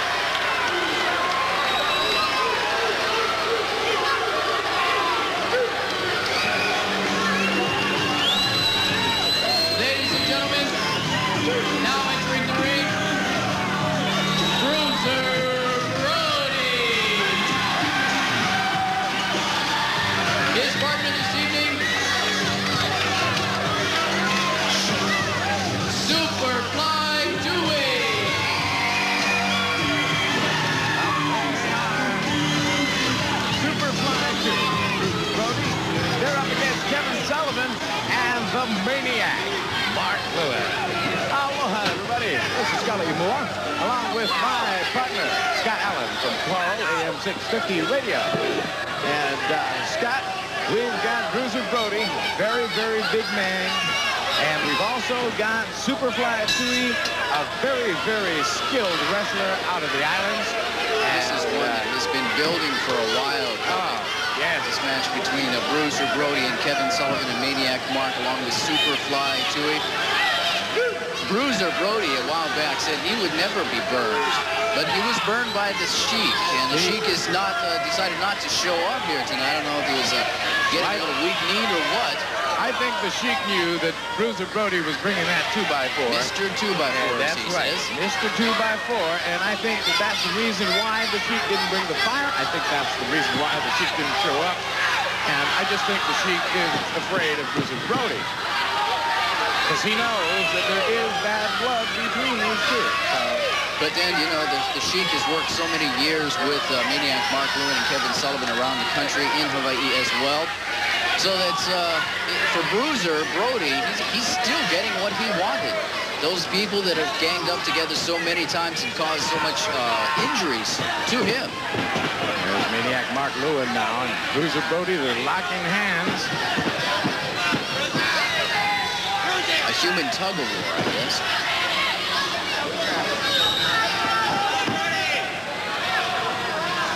Maniac Mark is another one of those guys that, you know, maybe if you look at him from a distance, he may not seem that big, but when you get up next to him, that guy is huge. He is solid, works out all the time. You know, he's another one of those that hardly ever speaks. He lifts more weights than he works. He works out more than he talks. Well, I don't know. He doesn't talk too much, Scotty. He just sort of stands there, and maybe he's just taking it all in and sorting it all out, and then who knows, you know. But he doesn't say very much at all. And, of course, walking around the ring, someone we have to watch out for, the fallen angel who serves in some way, shape, or form Kevin Sullivan's every wish and whim. One of the most beautiful ladies I've seen in a long, long time. Also the most deadly. There she is. There she is. You see that V that she's making with those fingers. I overheard some conversations, and that's one of the things that they do when they're about to pull out some kind of foreign object, or when they're about to go for someone's eyes using those illegal tactics. You know, Scotty, have you ever seen a scorpion fish? No, I haven't. They're red and white. They got these spines, and they're not the most beautiful fish in the sea, but they're also the most deadly, and that's the fallen angel right there. Beautiful, beautiful, and deadly. And so deadly, indeed. Her bite is just, you know. Yeah, I know. So, anyway, moving on with the wrestling action. Bruiser Brody in there in a headlock. Maniac Mark Lewin, as they have taken the pads off the turnbuckle right onto the steel. I don't know if the camera can pick that up or not, but Collie, what they've done, the padding is gone. That's steel now. And you know, Kevin Sullivan is always sort of downing the locals and putting the locals down and all this sort of thing, but you know, he's in there with Superfly Tui now. Yeah, that's... Now, he's one of our pride and joy. And look, did you see that, Collie? He just made a very obscene gesture to Superfly Tui. Bruiser, look at the fallen angel getting into the action. She has gotten something around Bruiser Brody's neck. I told you she's deadly, Scotty.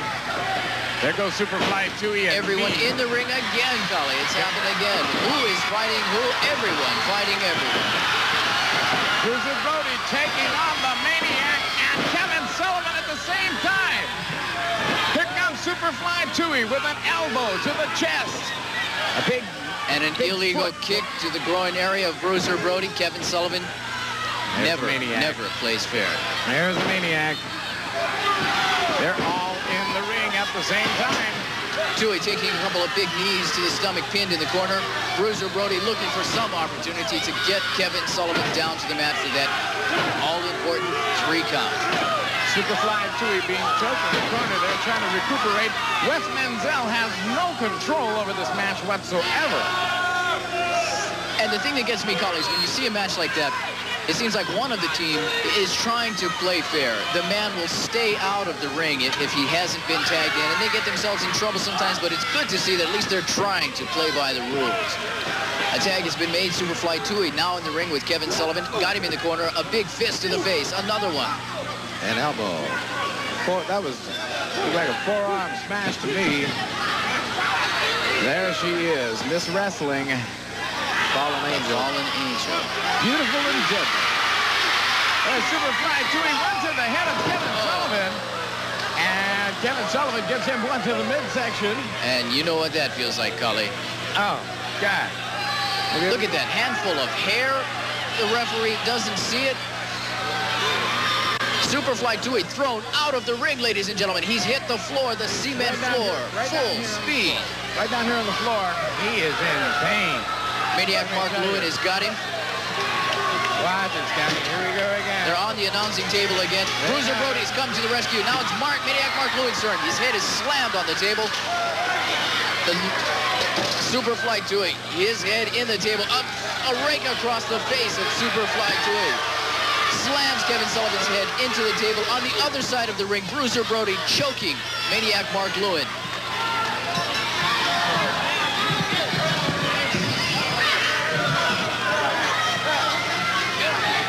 Ladies and gentlemen, this is a wrestling kind of action that you can sit at home and watch it on TV, but it won't be as good as being here. You have to be here. January 28th, the next big event, wrestling event at the Blaisdell Arena.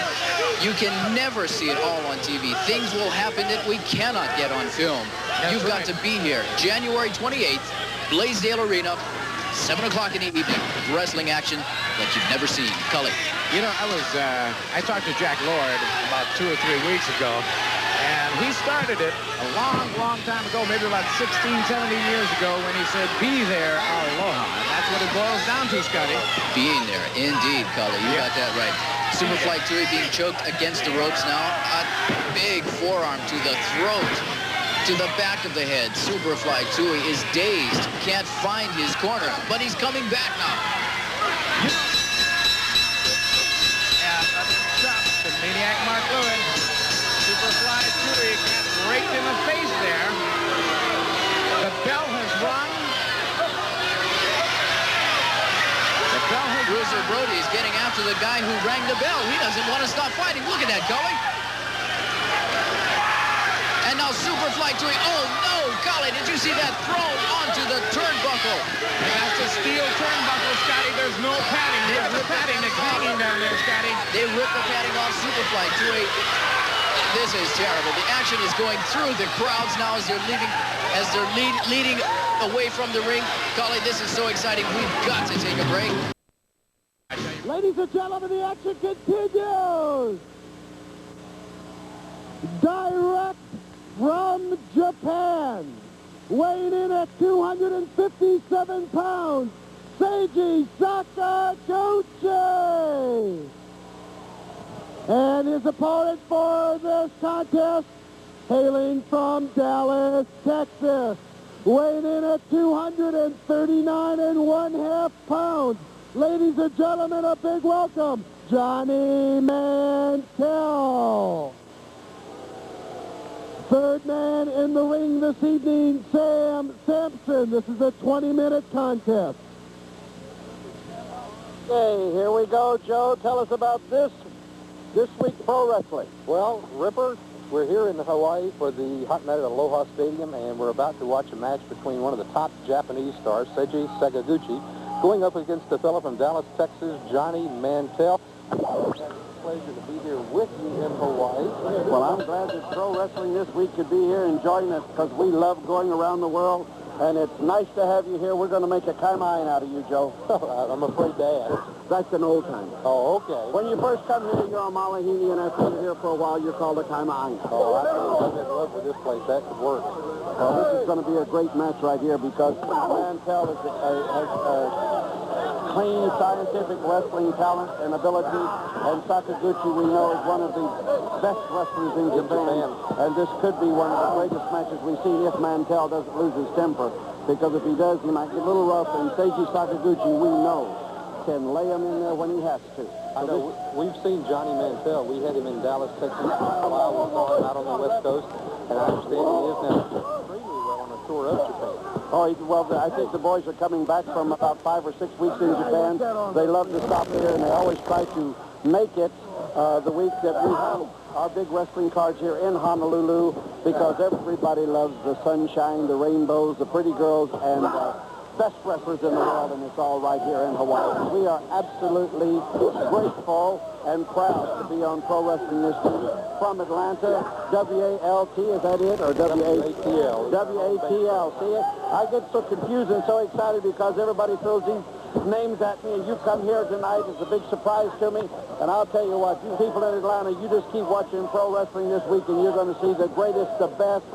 And if they are anybody, they're going to be right here, because Joe is bringing the greatest ones there all around the world. Mantell really is Sakaguchi in the opening parts of this match. Well, he would like to get a big win right here in Aloha Stadium against the big Japanese wrestler, because, you know, not too many times does Sakaguchi go down. No, Sakaguchi is one of the top wrestlers in Japan, and he does not have very many defeats on his record, so if Mantell could get a defeat here, especially on worldwide TV like this, it would be a big feather in his cap. Absolutely fantastic. Right now, the referee's calling for a break. They're both in the corner. Oh, did you see that? What a chop. Got him in the corner. Look at that. Right into the turnbuckle, and he's saying, come on, man. Come on out. Come on out. Look at it. He's waiting on him. Oh, but Mantell was waiting on him. Well, sometimes they sucker you right into that corner. That was a nice knee lift, and Sakaguchi's in problems right now. Mantell is taking it to him pretty good. There's a nice little move. It could turn into a chokehold. Mantell is staying right on his man. He's not going to give Sakaguchi any chance, Joe. I think he was going there for what some wrestlers call the Cobra hold. I don't think I don't think he could get it on somebody with a neck the size of Sakaguchi. Well, he didn't get it cinched up was his problem. Sakaguchi just took him and set him right up on that top rope. A little chop to the stomach. And he says to Mantell, come on down, brother. Let's get with it. You mentioned Mantell losing his temper. That looks like that may be what's happening. Mantell looks like he's getting angry. Well, he thought he had the advantage there, and Sakaguchi just reversed it. And when you can reverse the psychology of another wrestler, you've got him at a disadvantage. You're not at a disadvantage. Beautiful arm scissor. That's right, and Sakaguchi knows his wrestling. But you watch Mantell, he's thinking all the time. For every hold, there's a counter. He's close to the ropes, Ripper. The truth is he could just go out of the ropes. Well, I say that's what I say. He could, but sometimes Mantell would rather reverse that hold. It makes it better for him as a strategist inside the squared circle if he can counter that hold rather than just take the easy way out. Back to that psychological angle you were talking about. See, he reversed that, went in for a pin, and Sakaguchi had to release the hold. Uh-oh.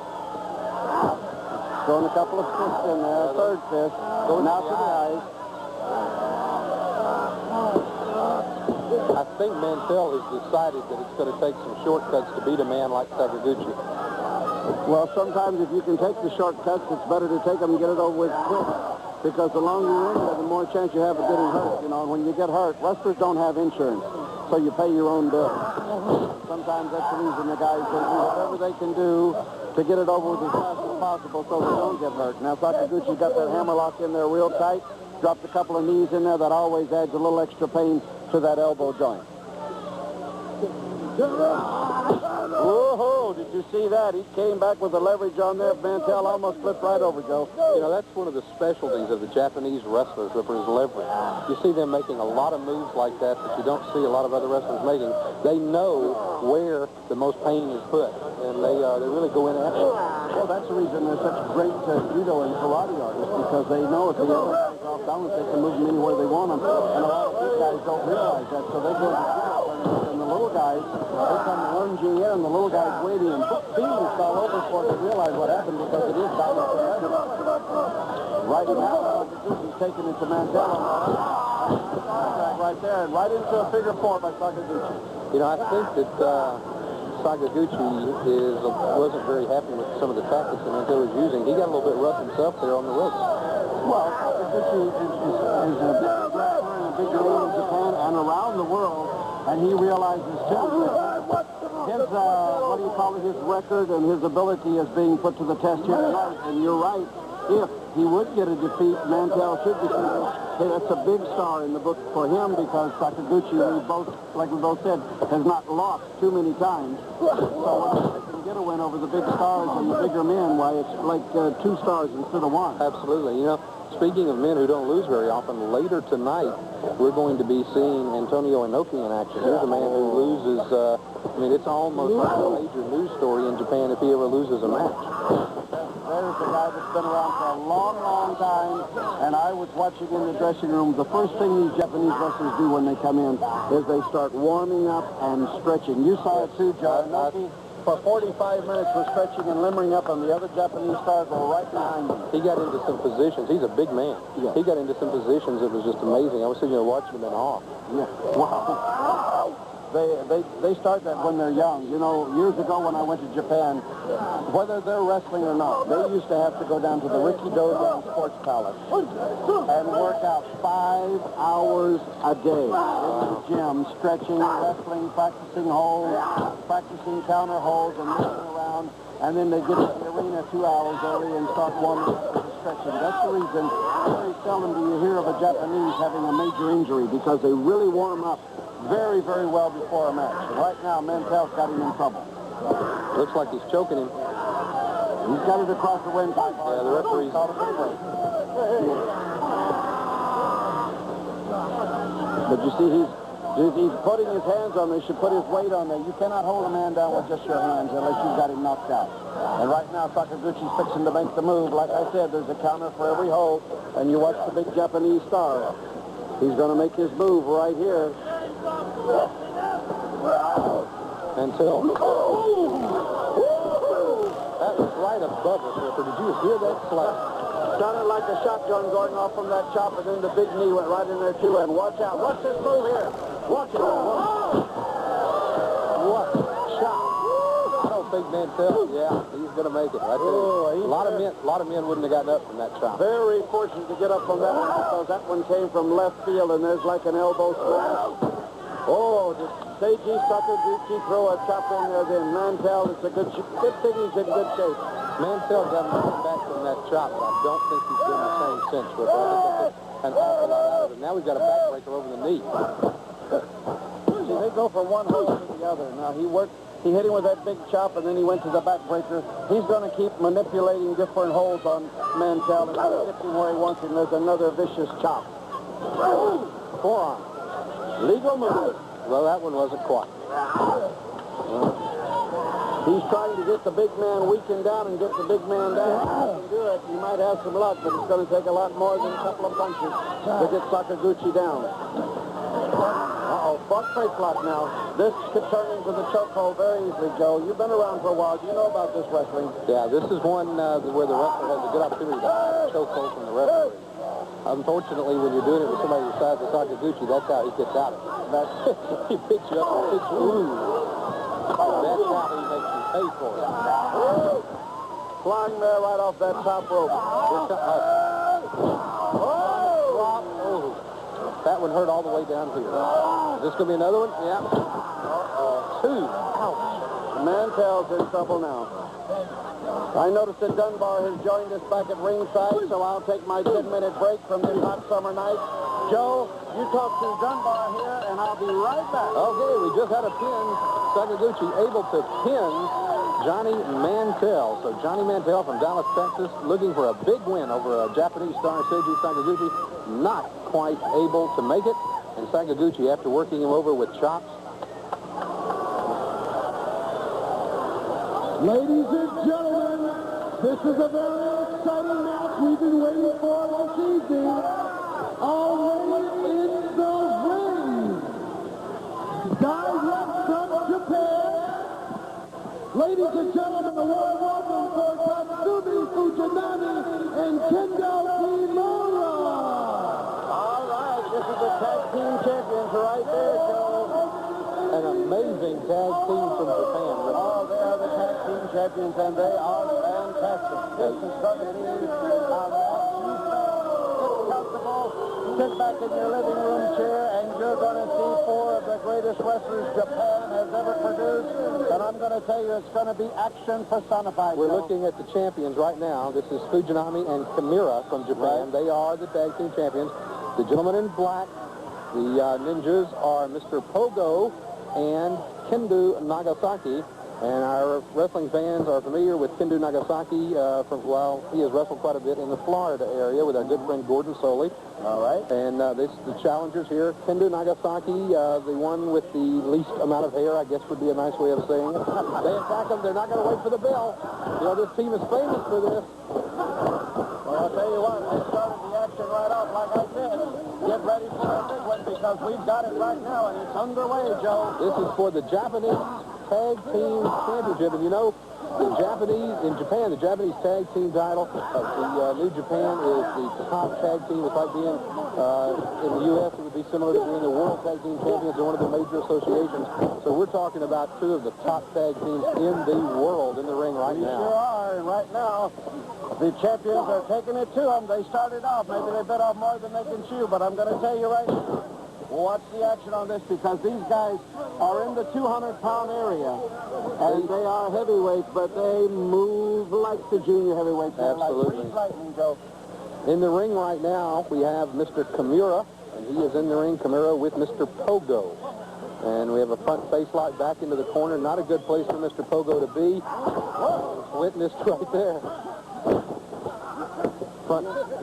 Go ahead, I'm sorry. No, that's all right. Go ahead, Joe. I was just going to say it was a nice takeover, and now they seem to be working on Mr. Pogo's head. Well, you see what's happened is they make those nice moves, and then they go to a big slam, and they go right back to they'll tag right back out, and they stay right on the man. They don't give him a chance to catch a second wind or anything. Oh, look at that. Out of nowhere. Vicious chop to the throat, Joe. You notice the dragons that Mr. Pogo has on those tights that he's wearing? Yes, sir. Very decorative. I wonder if do you think they stand for anything? Do you think they mean anything? I don't know. The Japanese are pretty descriptive in their moods, habits, and maybe that's one of the arts of the martial arts that he has studied or something. Move after move after move with these two men. Look at this. Whoa! Not this time. Whoa! Drop kick right on the chin. And an arm drag right in there. Can you believe the action? I'm telling you, Joe, it is great to be on the air with you and pro wrestling this week from Polynesia Land in beautiful Honolulu, Hawaii, and the Aloha Stadium. Okay, folks, you stay tuned. We'll be right back after this commercial break. Don't go away.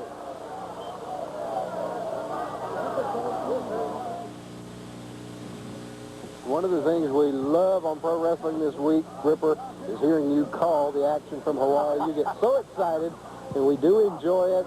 We get a lot of letters at Pro Wrestling this week about the action from the Polynesian area, and they all want to know about Ripper Collins and about your partner, Dunbar. Well, I'll tell you, Dunbar has been a wrestling fan for years, and of course I wrestled, and I'll tell you, I can't help but get excited when I see great wrestling. And when these Japanese guys come out, the wrestlers come from around the world, and they show me great holds and great ability. I definitely do get excited, and I can't help it. Look at this. Look at these moves. Up and over right on the back. There's 3 or 4 leapfrogs, a big backdrop, and an arm drag, and right back into the arm bar. Am I telling you, wrestling from Hawaii has got to be the greatest, Joe? Oh, I'm telling you right now, watch, they're going to make a tag here. Ripper, it is unbelievable watching the Polynesian area of Hawaii, Malaysia, Singapore, Australia, and of course Japan. It's just, we do think you get to some of the best wrestling over here because you get to see these Japanese wrestlers live. All right, Joe, we just seen a fantastic move right there, and in comes Fujinami right now, ready for action, but bingo, what happened? A leg dive and a tag. They're going to double team him. Look at this. Oh, right on that knee. Right in the knee. You know, we've seen these two men doing an awful lot of double teaming on this match. I think they feel like that it's going to take that to beat the tag team champions. Look at this move. Now, that's a move we don't see very often in the United States, but it's a move that's popular in Japan. And from what I understand from my good friend Gordon Soley, it has something to do with hyperextending the knee. Right, and it also stretches your hamstring. And, brother, whenever the hamstring hurts, you don't walk and you don't move too well. But did you see that move? He threw him right out, and the young man's right back in there. It was good that he got back in, too, because if he hadn't gotten back in, did you see Kendo Nagasaki on his way over to do some damage? Oh, yes. Oh, yes. They're definitely one of the top challengers. That's the reason they're going for this championship, and they're giving it all they got. Look at that. Look at that reverse kick. I'm telling you right now, fans, this is truly one of the best tag team matches I've seen in a while, and I have seen the greatest. They are all over this ring. Aloha Stadium is buzzing from this action. Look at that move. Right down on his stomach. That's going to take the wind out of him. And they're going for everything. They're letting all the air out of the bag. They're going for the big move right here. Look at him blocking this now. He was going for a salt off there, and he blocked it. Now what's happening? Whoa! Right off of that top rope across the back. Standing drop kick. A standing drop kick. Right on the chin. I'm telling you this. Bingo. Look at that slam, and he's right there for the cover. You can't pin the man unless you cover him. Ripper, what goes around comes around, and these two men are getting back what they dished out earlier today. Well, I'm telling you right now, I get excited because these guys are tagging in and out, and that's what tag team wrestling is. Bingo, bingo, tag, bingo, bingo, tag, and as long as you're doing that, you're going to wear your opponents down, and when you get them down, it only takes 3 seconds, 1, 2, 3, and it's all over. Neither man stays in the ring an awful long time, do they? Not on either team. As soon as they get a chance to tag out, they tag right out and get the fresh man in here, which is the smart move to do. Clawing him right in the face there, Ripper. Well, they got to slow him down some way, Joe, and that's the only way they can do it. If they can choke, cut the man's wind off, or punch him in the eye, and he can't see. If you can't see him, you can't hurt him. Now, see, he made a mistake there. He turned around and was looking for support about whether he should hit the man, and while he did, Mr. Pogo didn't ask. Well, you never turn your back on your opponent. Never. He'll never get him like this. No. They'll never, ever get that man that way. See there he is. Drag him over to the corner and make a tag. Make a tag, and in comes Fujinami. The fresh man is in. And bingo. Bingo. Right on the leg. And then a nice kick to the chest. Those are savant-like kicks. They use those in France a lot. Look at that drop kick right on the chin. Right on the chin, he caught the man. Look at this. What do we got here? Pile driver. He's turning him around. Look at this. What are they doing? Oh, they got the man. I think that's it. I don't see how this man's going to get up from that. That's got to be Get down there and pin him. If you're going to do it, look, they're not going to try to pin him, River. Well, I think they want to punish him and let him know we are the champions. I think they made him mad, if you want to know the truth, and I think you're exactly right.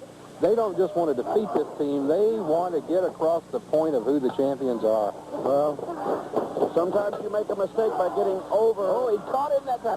Mr. Pogo went for that move once before, and it worked this time.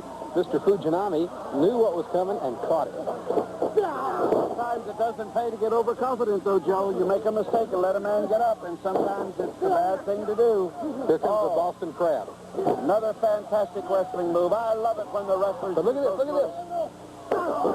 Oh. Vicious reverse savant kick. Look out. What's going on? Come on, referee. Uh-oh. Oh, he got his own partner. Oh. Nice drop kick. What's going on here? Look out, look out, look out. Oh, did you see that move in there? Joe, what's going to be one? He's got him. 2, 3. It's all over. Ripper, what do you call that move? That's a flying body press. I'm going to tell you, Luthez used to use it. A flying body cross. And Fujinami and Kimura have won this match. Once again victorious. The tag team champions of Japan are victorious again. And what a match against their number one challengers from Japan. They were able to beat them. And let me say this. In decisive manner, they beat them. Right. The pin did it. Your winners, Fujinami and Kimura. Let's go to a commercial break. More action from Aloha Stadium coming up. Ladies and gentlemen, may we have a big welcome for the man about to enter the ring at this time, King Jerry Lawler!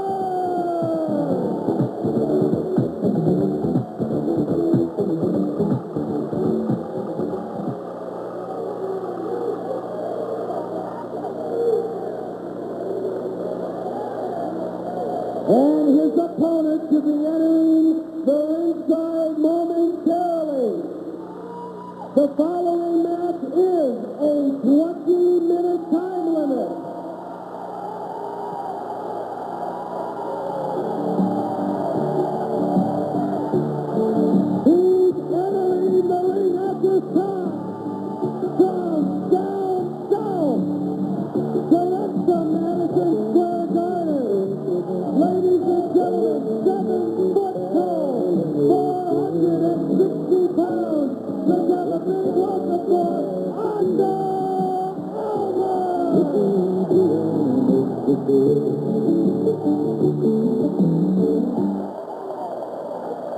Here we are at ringside once again, ladies and gentlemen. Kelly Moore here with Sonny Ross and Uncle Elmer making his way to the ring. King Jerry Lawler is already in the ring along with his beautiful assistant. I tell you, along with his crown. Now, people don't seem to like his crown, and they kind of feel inferior to the king. But, well, that's the way it is sometimes in professional wrestling. Uncle Elmer out here inside of the ring. I'd like to thank my transportation, Celebrity Limousines, and for providing my transportation here this evening to Polynesian Pacific Championship Wrestling. Well, we've got Uncle Elmer and Jerry the King Lawler looking like he's got a little trouble with one of the fans right now, Collie. I don't know, Sonny. You know, Sonny, Cesar Baggio said to say hello to you. Oh, well, good. I appreciate that. Cesar drives me on down the wrestling celebrity limo. Sonny, look at that. The crowd is getting so involved that it's unreal. Well, King Jerry Lawler, he calls himself the king, but I don't know how he's going to do against 460-pound Uncle Elmer. There he is. There he goes. He better get his valet out of the ring because we're going to have action coming up here. Oh, yeah. Yeah, that Jerry is protecting his second right now. Uncle Elmer off to the far side of the ring, wearing a gigantic lei. How long do you think that lei is, Sonny? Well, I'll tell you what. Uncle Elmer wears that. Look at it. He's going to the hula. Uncle Elmer wears that outfit into the ring. He wrestles in it, and he wears it out, and gets in his pickup truck, and he goes right along. I tell you, hula mako one time. Uncle Elmer there, he's a little bit hoo-hoo there in the ring, a little bit upset with the King Jerry Lawler and his second. Yeah. There he goes. Well, Uncle Elmer better watch his P's and Q's with Jerry Lawler, because Jerry Lawler is definitely no slouch. I don't know who he wants to hit. Oh, he takes the lay off. He thinks he's ready for action. Jerry Lawler says, wait just a moment here. The fans are just going crazy here at the Neil Blaisdell Arena. It is spectacular. Jerry Lawler is just about ready. I don't know if he's stalling for time or if he's just a little bit afraid of Uncle Elmer or what, but the match should be getting underway here very shortly. Oh, no, he wants the mic. Jerry Lawler wants the mic. And he's going to say something to the crowd. He's going to say something to the crowd. Let me tell you something, you big dumb hillbilly. If you're not careful, I'll let her loose and she'll probably beat your stinking brains out. Do you understand me? Then Jerry Lawler gets hold her back. Jerry Lawler issued a warning to Uncle Elmer. The anxiety is high now, Sonny. Excitement. Oh, now Uncle Elmer says he wants the mic. Here, Uncle Elmer wants it. I hope it's on. I just want to tell you, you better get that little rail out of here before I drop this 400-pound leg on her and you too, boy. Back at ringside, with the action once again, ladies and gentlemen. Kelly Moore. Yes, Sonny Ross, ringside. Sam Sampson, the third man in the ring. King Jerry Lawler and Uncle Elmer. 7 foot tall. How heavy is he, Sonny? About 420 pounds? 461 pounds he weighed in. 461. Put in the power play on King Jerry Lawler. Test the strength here. Test the strength with Uncle Elmer and Jerry Lawler. Hey, but you know, Jerry Lawler can go up against the strongest. I've seen him. There goes the hula. And the crowd loves that. He's strutting his stuff, Collie. Strutting his stuff. There he goes. one time. I'll have a hole on that one for sure. I heard Uncle Elmer was down in Waikiki dancing Storm Away last night. I heard he was at the Don Ho show, and in fact, I heard Don Ho was a big fan of his. I'm not confirmed, but I heard that. Well, Uncle Elmer's on King Jerry Lawler. Uncle Elmer right in there on the exit, put the pressure on Jerry Lawler. I don't know if Jerry Lawler knows what he's getting into when he's signed the contract for this match. Jerry Lawler goes to the rope. Smart move. Gets to the rope, and I think he's going to have to break. Let's keep the break cleanly. Sam Sampson's trying to make sure they break. And Uncle Elmer says, no way. Get over the rope. There it goes. Still got that headlock on him, and boy, that hurts, especially if your opponent is 460 some odd pounds. Well, the amount of pressure he's putting on his head is absolutely amazing. Gets to the rope again, Sam. There he goes, like a little baby. Well, ref, you should break it. If Sam Sampson, give me a break, you should break it when they get to the rope. Why he's letting Uncle Elmer stay with that hold, I don't know. It was like he's playing with a rag doll. Now, Jerry Lawler is a very mean and very tough wrestler and very experienced and seasoned wrestler. 247 pounds of muscle. The guy's rough and tough. And he's right on his face. The crowd's going wild. After that. Ultimate frustration in Jerry Lawler's face at this time. Look at his face. Ultimate frustration. Doesn't know exactly what to do. Uncle Elmer just standing there smiling. No frustration there, Sonny. Now, Uncle Elmer is stalking his man right now. His man, Jerry Lawler. Third man in the ring, Sam Sampson. Jerry's getting something applied, I think, to his face. By a second, Uncle Elmer does behind. And it's a nice kick to the rear section. We're going to see also Richie Magden, 1984 Rookie of the Year, with a rematch against Terry Brunk, which should prove to be a good match. And that is they're going to be jockeying position for the Junior Heavyweight Polynesian Championship. So that's going to be a very important match that's coming up. Also, we're going to see Kevin Sullivan, King Kong Bundy, Angela Mosca, Andre the Giant, Maniac Mark Lewin, in a six-man tag. There's 3 shots to the head now to Uncle Elmer by Jerry Lawler. Oh, no, look at this now, the valet. She's got him by the hair. She's got him right by the hair. And I don't know if she's got a foreign object behind there, but she's got him right by the hair, and he can't move. This is he's going to go for her. Here comes Jerry Lawler now, grabs Uncle Elmer. Applying pressure to the throat of Uncle Elmer. Breaks. Sam Sampson gets in there, breaks it up. An illegal move. He is still holding Uncle Elmer by the hair in the corner. Jerry Lawler, he's down there arguing with Sam Sampson. Comes over again, grabs him by the hair. Gets Uncle Elmer up there. And it's a shot to the head by King Jerry Lawler.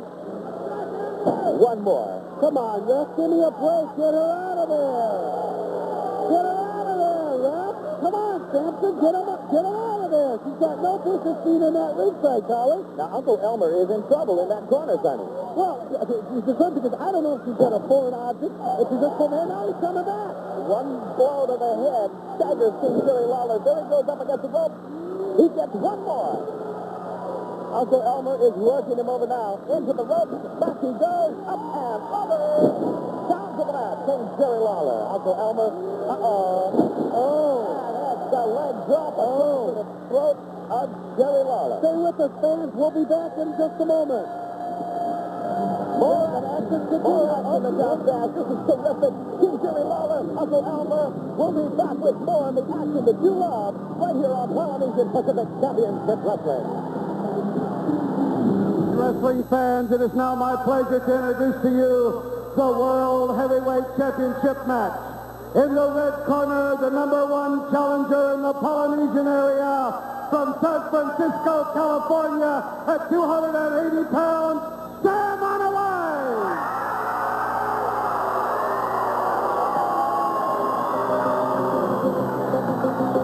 And it is my pleasure to introduce to you the #1 wrestler in the world today, the World Heavyweight Champion, Mr. Nature Boy Ric Flair. This is a championship match, 1 hour time limit. Sam Sampson, your referee. For all the marbles, the NWA World Heavyweight Championship, currently held by Nature Boy Ric Flair. For about the past 6 years, he has been the premier wrestling athlete in the world today. Definitely a man of experience, a man of power, a wily ring veteran. Without a doubt, he is the world champion. And with him tonight in the challenger's corner, Samu Onawai. Sam, sometimes known as Samoan #3. a rough, tough contender who's gone everywhere around the world. A big star from coast to coast. There's the handshake between the two combatants. It looks like it's going to be a big match. And it's about the other way. First contact waiting to be made. There's the lockup. And this match is officially underway. I'm going to tell you, Dunbar, you couldn't have said it any better than you did earlier. Ric Flair is a man, whether you like him or you dislike him, he is the champion. He is the #1 wrestler in the world today for the NWA. No one can take that away from him, and he wrestles them all. Makes no difference how big or how small. He is adapted to wrestling either way, either style he wants. He is still the champion after some 6 or 6.5 years. You can't take it away from him, but sooner or later, he's going to lose that title. And tonight could just be the night, because Big Sam is what they call right on at this time in his career. Sam Hawaii holding on to that arm bar. In the first test of strength, he came out on top. But this is a 1-hour time limit, and 60 minutes can go by awful slowly, especially when you're in the ring with a world heavyweight champion. There must be a lot on the mind of Sam Hawaii right now, Ripper. Well, you see, the thing that I have to point out to a lot of wrestling fans, they don't realize, Dunbar, that Ric Flair does not have to win to remain the champion. He just doesn't have to lose. Sam is the one that has to push this match and go for that title. He has to push. Flair has to just ward him off for the time limit, and he still remains that champion. Unlike amateur wrestling, there are no points being scored for wrestling moves. You cannot, the belt cannot change hands, the title cannot change hands on a disqualification or a countout. It has to be by pinfall or submission. So in other words, to become the world heavyweight champion, you have to physically beat the current champion. And that's the job of Sam Hawaii tonight. He's got to beat, by pinfall or submission, the champion Ric Flair. And you can look at the determination. If you look in Sam's eyes, he has that is on his mind. I want that title, I want that gold, and I want to say, I'm the guy that beat Ric Flair. That's what's in big Sam Hanawai's eyes tonight. And don't you think that if he could do it, all Samoa wouldn't celebrate for the next year? Well, you know, professional wrestling is a profession, and that means money. And the reason that Ric Flair has that gold belt and wants to keep it is because that means a lot of money. He wrestles, unlike a boxing champion, not one night a year or 2 nights a year. He wrestles 5 or 6 times every week. When that title is on the line, he's got to defend it constantly. And Ric Flair has done just that. And it takes a terrible physical toll. And you could ask yourself, why does he do it? Why does he constantly go out on the road? Why does he fly around the world to meet the top wrestlers night after night? Well, I'll tell you why.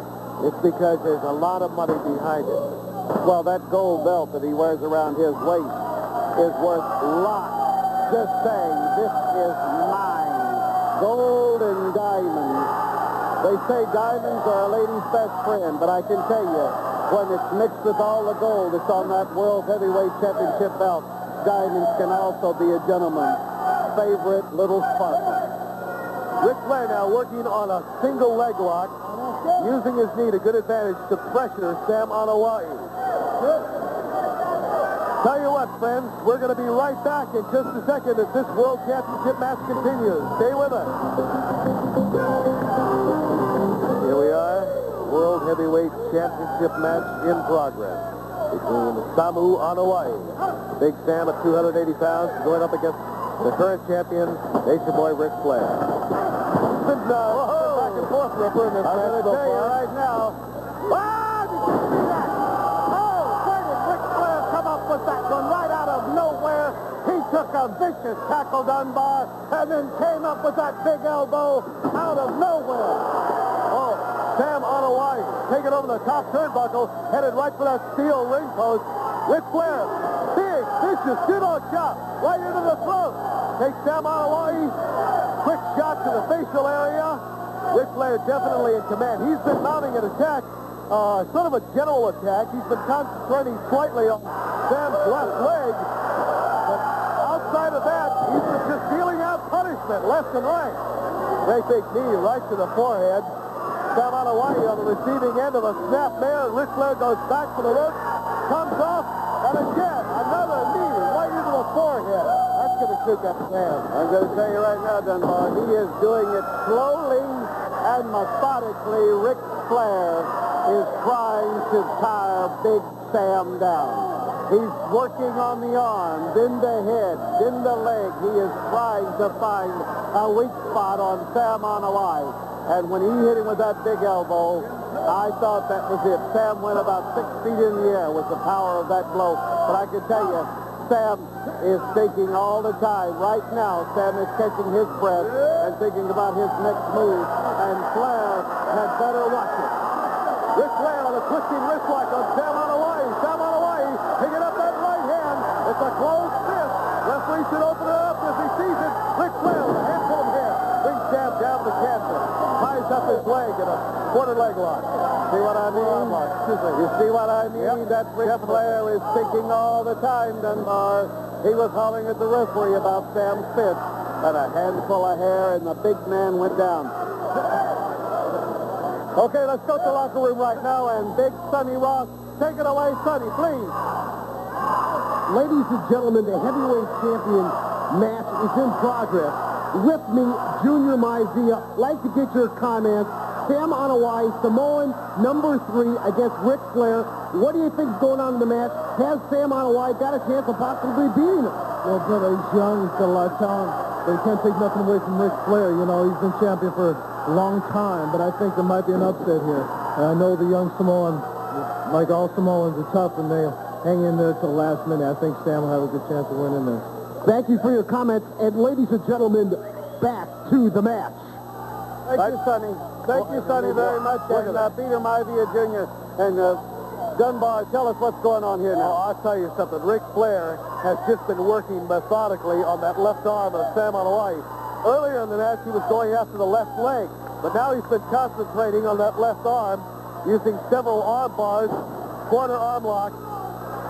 Sam Anoa'i firing back. Ric Flair heading towards the corner. Sam Anoa'i coming off with a series of vicious chops. Ric Flair taking him in stride. Sam Anoa'i feels his man wobbling across the ring. Ric Flair gets up. Now misses the drop kick. Oh, that hurt. He threw himself way out. Ric Flair taking advantage. Hooks the leg. The 2 count only. It's Cammy Sampson was right there. Yeah, but he went for that pin. You seen him hook that leg. You can't pin a man unless you have him hooked.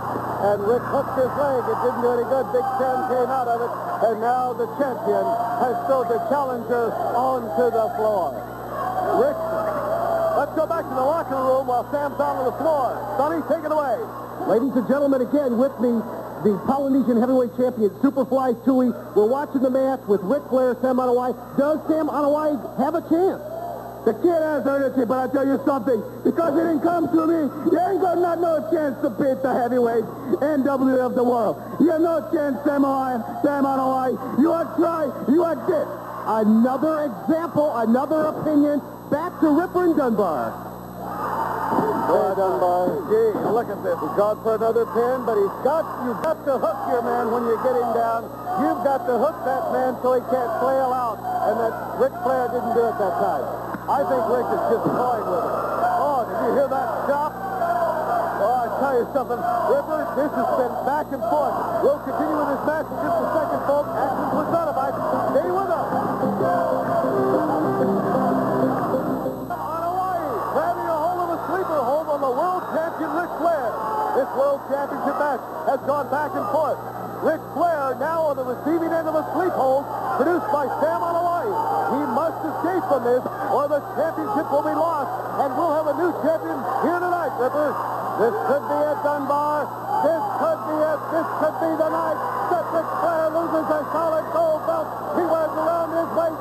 Big Sam Anoa'i could pull the upset out the century if he can hang on to this sleeper and keep Ric Flair away from the rope. Come on, Sam. Sam is hanging on and Flair is fading. This could be it, Dunbar. This could be the change of the title in Honolulu, Hawaii.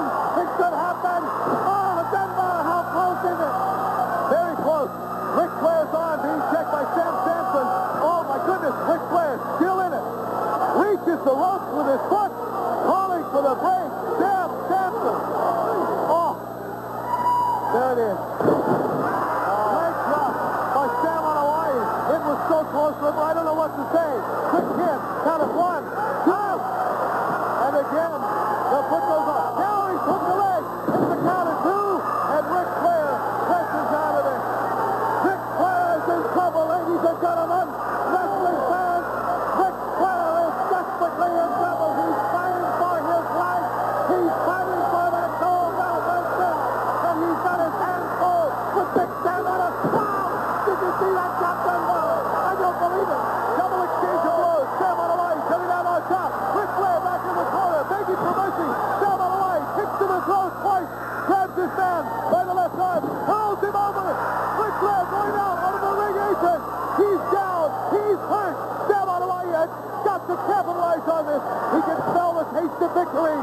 Sam on the line and Ric Flair trying to get to their feet. Both gladiators now tired from this excruciating pain. Ric Flair jumping over, diving over his man. Sam on the line, got him out of the gun. Strikes out with a blow to the head of Ric Flair. Ric Flair down on the canvas. Sam on the line coming upon him. Grabs him with a chin lock. Lifts that. He says now. The crowd's with him. Flair on his feet. Ric Flair with a stomach shot. It's incredible, the action, Ripper. I'm telling you, back and forth. The swords, those cuffs are like sledgehammers hitting one another. What is this? What a move. What a move. Ric Flair came up with that.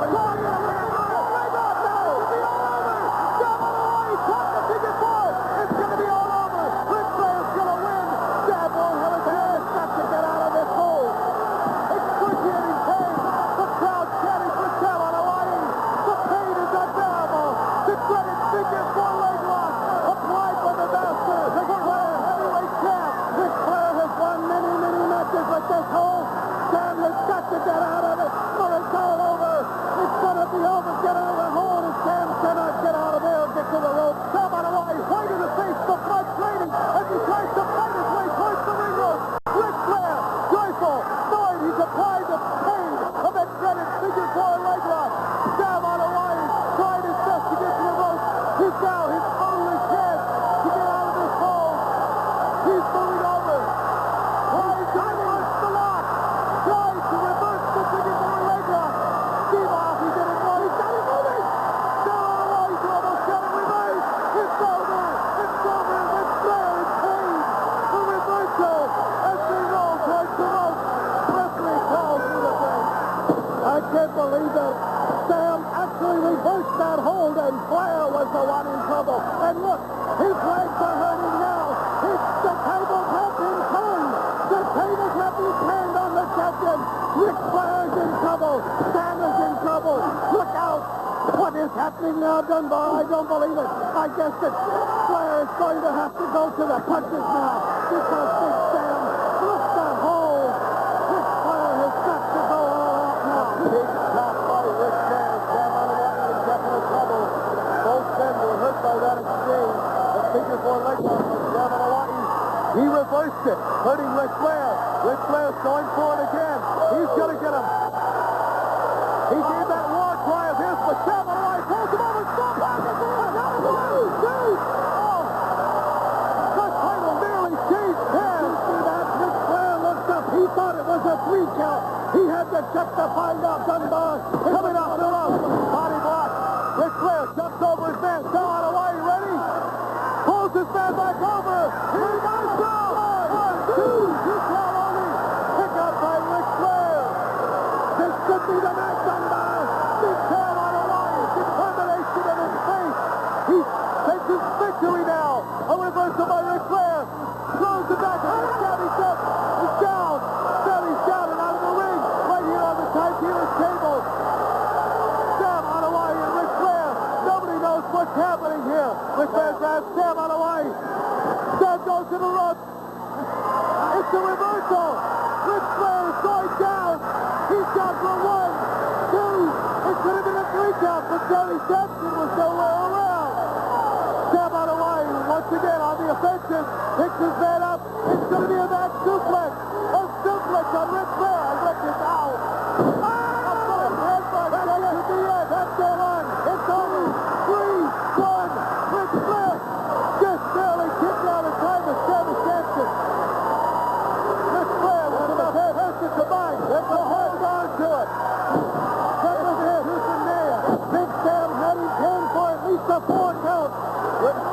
I'll tell you something, this match has gone back and forth. Sam Hawaii.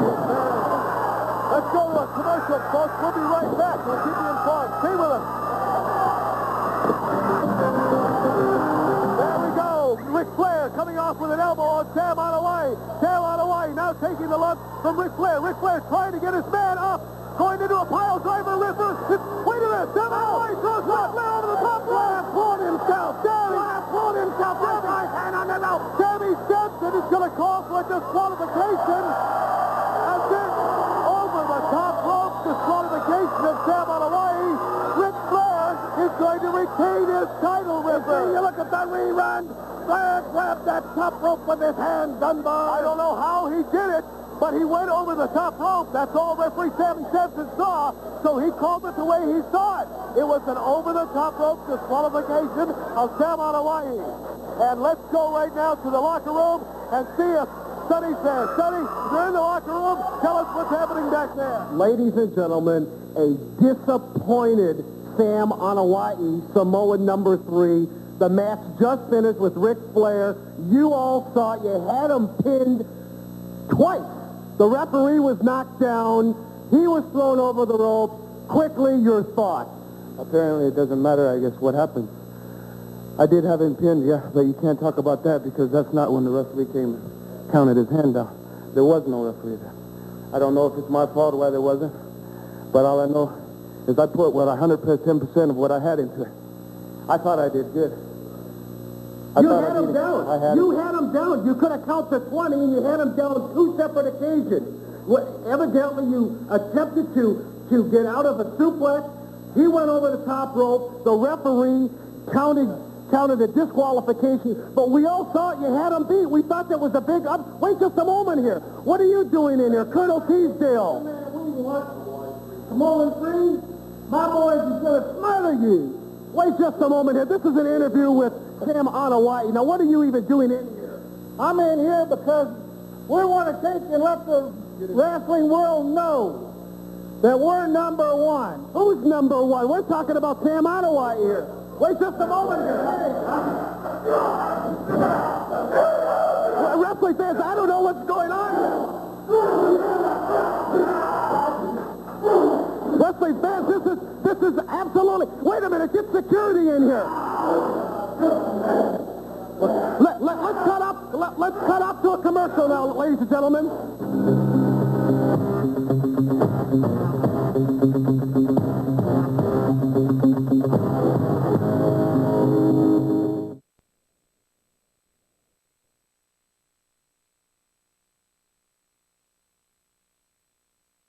Fans, with me, the Prince of Darkness, Kevin Sullivan. Ripper, you know something? Here we are, Pago. Starting to smell to me. You know something? This happens to be the home grounds of Lia Maivia. And on the memorial, December 18th, you know how you trick someone, Ripper, as you should know, because you are a legend in the Hawaiian chain, and you were a tricky individual, Ripper, but what happened was you lost your heart.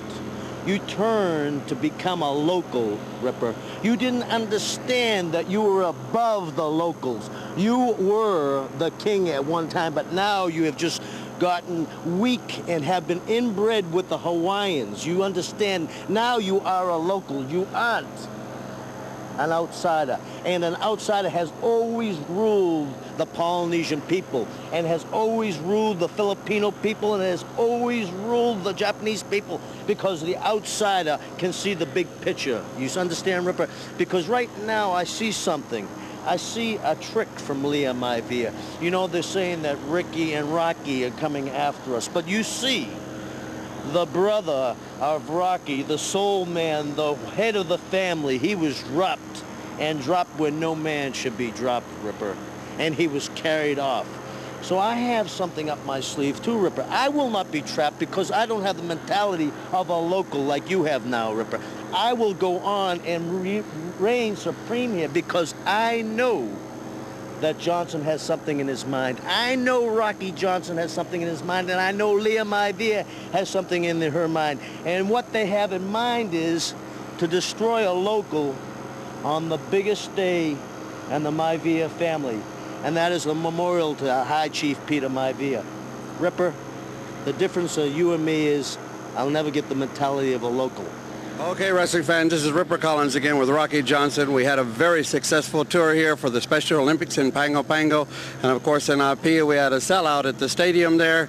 Rocky, coming up very, very shortly, big match for High Chief Peter Maivia's 3rd annual memorial in Honolulu, and you and your brother Ricky against Maya Singh and the Prince of Darkness, Kevin Sullivan. Right. Just let me say this before I get into this match, Ripper. Right here in American Samoa, I was in Western Samoa. That brings back a lot of memories to me. Kind of my father-in-law, the great Chief Peter Maivia. As the world knows out there, it's no secret that I am married to his daughter. I have a beautiful son, so that when I do come back here to Samoa, Ripper, it's kind of like coming back home. Just wanted to say that now, getting into this match with Kevin Sullivan and Maya Singh. We know what we're up against.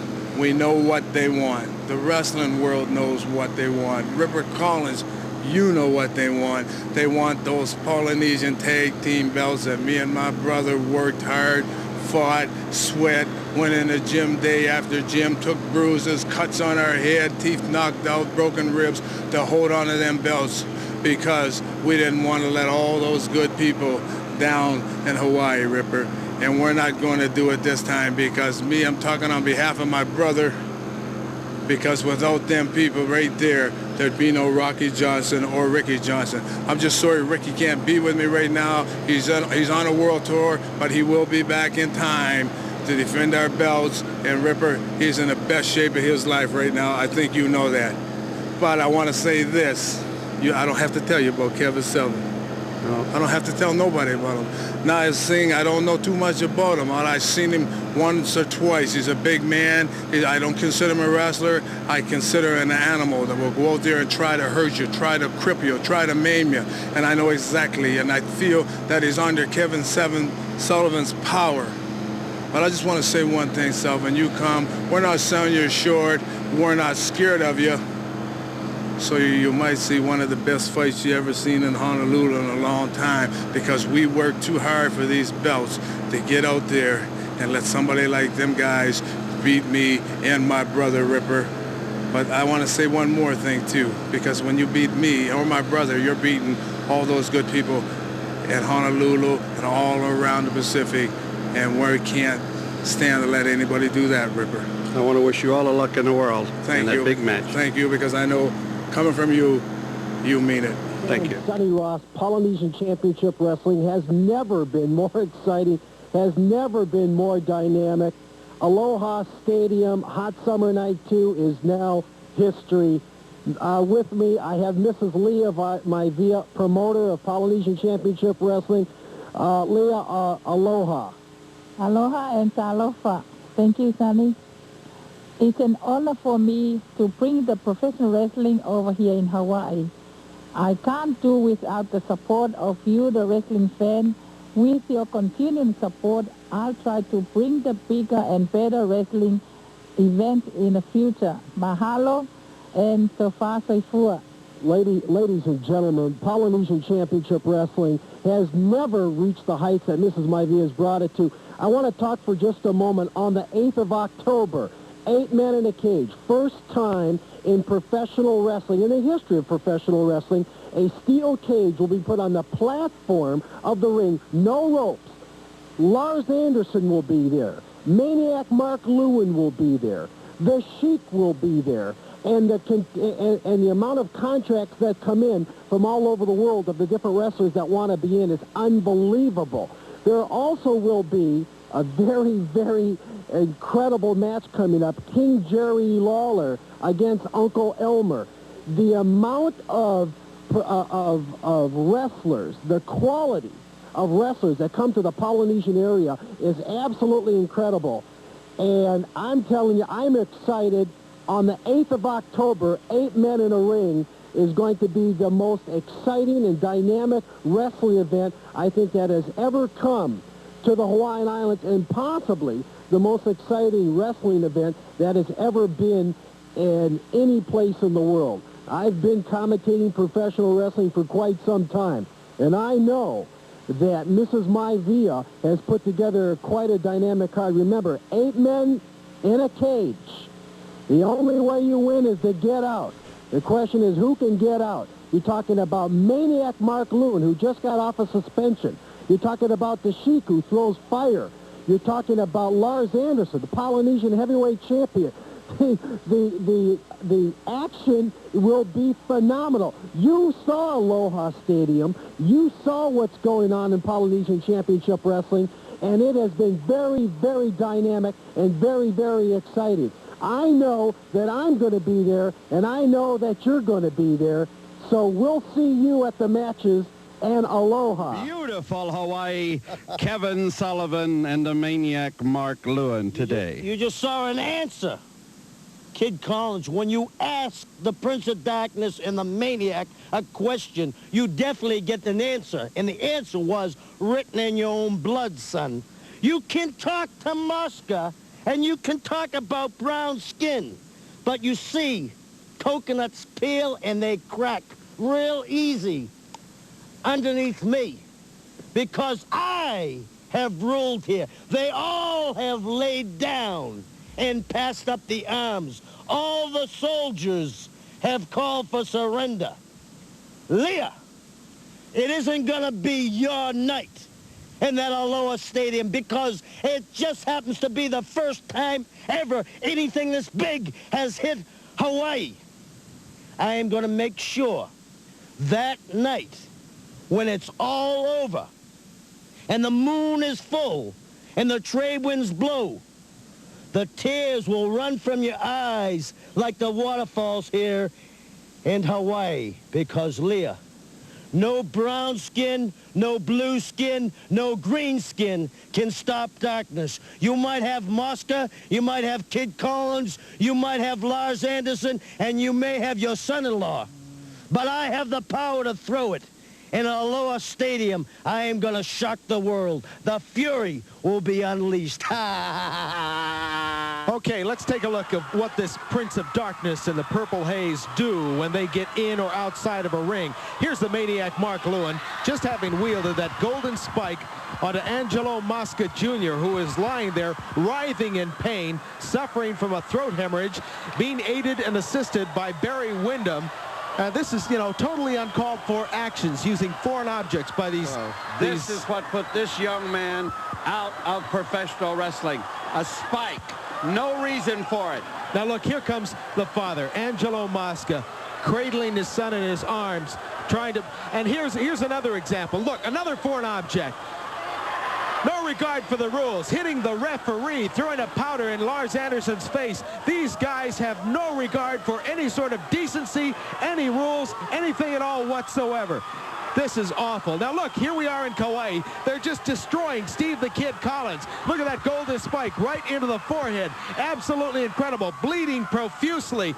This just can't be happening, And Ripper. for no reason, all Steve the Kid Collins done. Here, was in comes issue a Angelo challenge. King Kong Mosca into the ring now.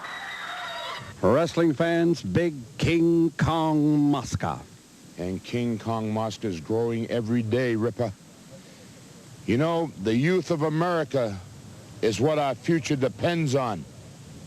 One piece of that youth, called my own flesh and blood, my son, is no longer in professional wrestling at the hands of the Maniac and Kevin Sullivan. But I saw the youth present a challenge in a manly way. A man who has got guts. He reminds me a lot of my boy. He issued that challenge like a true man. Maniac Mark Lewin and Kevin Sullivan want to annihilate this beautiful island. Well, they're making a mistake. Because my brown skin has reached out and touched someone dear to my heart.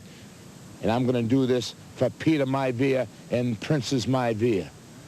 No, this island is not going to rid the youth of America. Steve Kid Collins walked out there, reminded me of my son issuing a challenge. He felt the wrath of the spike, but fortunately enough, the wrath was not enough to finish him. I came to his aid like the true man I am with a brown skin, because I believe in one thing. I believe in honesty and integrity. And I'm going to back Kid Collins right to the hilt. This Kid Collins is one great wrestler, but I'm going to take him under my wing and show him the evils of Kevin Sullivan and Mark Lewin. They said I did not see the light. It took a young boy to make me see the light, my son. Unfortunately, he's not here.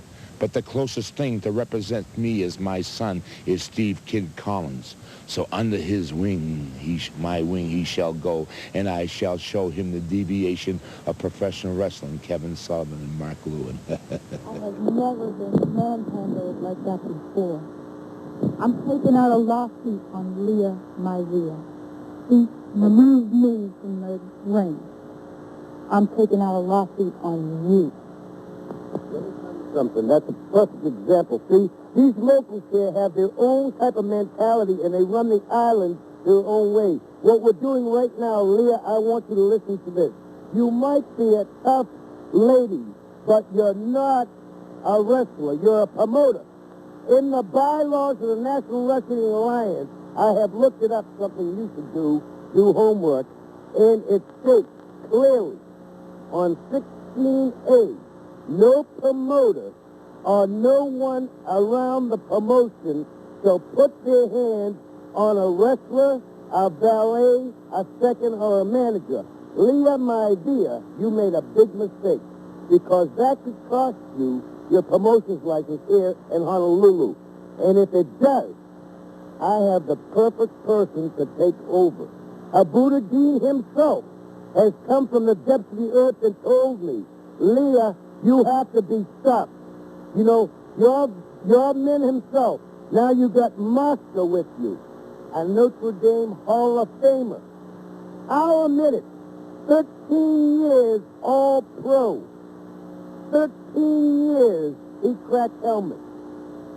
You got Lars Anderson, a former Polynesian champion. You have Stevie Alpha, one of the toughest individuals I have ever seen because the man's head has more blood in it than anything I've ever seen. It opens up and sprays. And when it sprays, he smells it like the rhino. The rhino horn like he drank when he took the Indian walk, John Gray. And on top of this, you have the Johnsons, who happen to be in-laws. So what you have here is one section. You have the children of the night against the children of the light. And the darkness and tunnel will soon close because, Mrs. Maivia, you do not run us off the island. I know you're a local here. I know you have a local family. But this man is a citizen of the world. This man has seen things no other white man has ever seen. This man knows where the wop-wops are. This man has gone down the Amazon in the River of Death and met Og face to face. And the only time Og ever backed down in the River of Death was from the Purple Haze. It wasn't from Leah Maivia, Angelo Mosca, or any of the Johnsons. It was from us. So the Holy Grail that we're after, it's taken me a little bit longer because, Leah, you have a power that I don't know anything about. Your power comes from something I know nothing about. My power is darkness and evil. Your power comes from the light and from someplace else. So what I say to you is this, Leah. Let's roll the bones. Let's put it all up. Let's put the island up for grabs. Because I know eventually, in everybody's heart, including yours, John Gray, that darkness will always prevail. Because when the Haze had last spoken, it was this. His last words ever said to a white man was, darkness will close the door on light. Leah, you can't stop it. The Holy Grail will be ours. Send in every army you want. Brothers, sisters, let them join hands and let them chant or let them pray, because the power I have is darkness and it is always overcome. Akbar! We will overcome, Leah. Anybody you send will go down. He's been struck by the spirit of Buddha Dean himself right now. He is a wise man and a holy man. And this is why he has spread himself, pollinated the South Pacific from island to island. There are people that know him, and I know him well. John Gray, you have heard it from the wise man, from the holy man. Act Ba, Leah, the last chapter will be written, and will be written in your relative's blood. You can count on that. From the Prince of Darkness, the fallen angel, and the purple haze. Act Ba. The Colonel Buck Robley back in Hawaii. He teams up with the Prince of Darkness, Kevin Sullivan, and the Purple Haze maniac Mark Lewin to take on the Samoan Chief, Siva Afi, Bruiser Brody, and Angelo Mosca. That's this Wednesday night, Neil Blaisdell Arena, Honolulu. You don't want to miss this great wrestling action.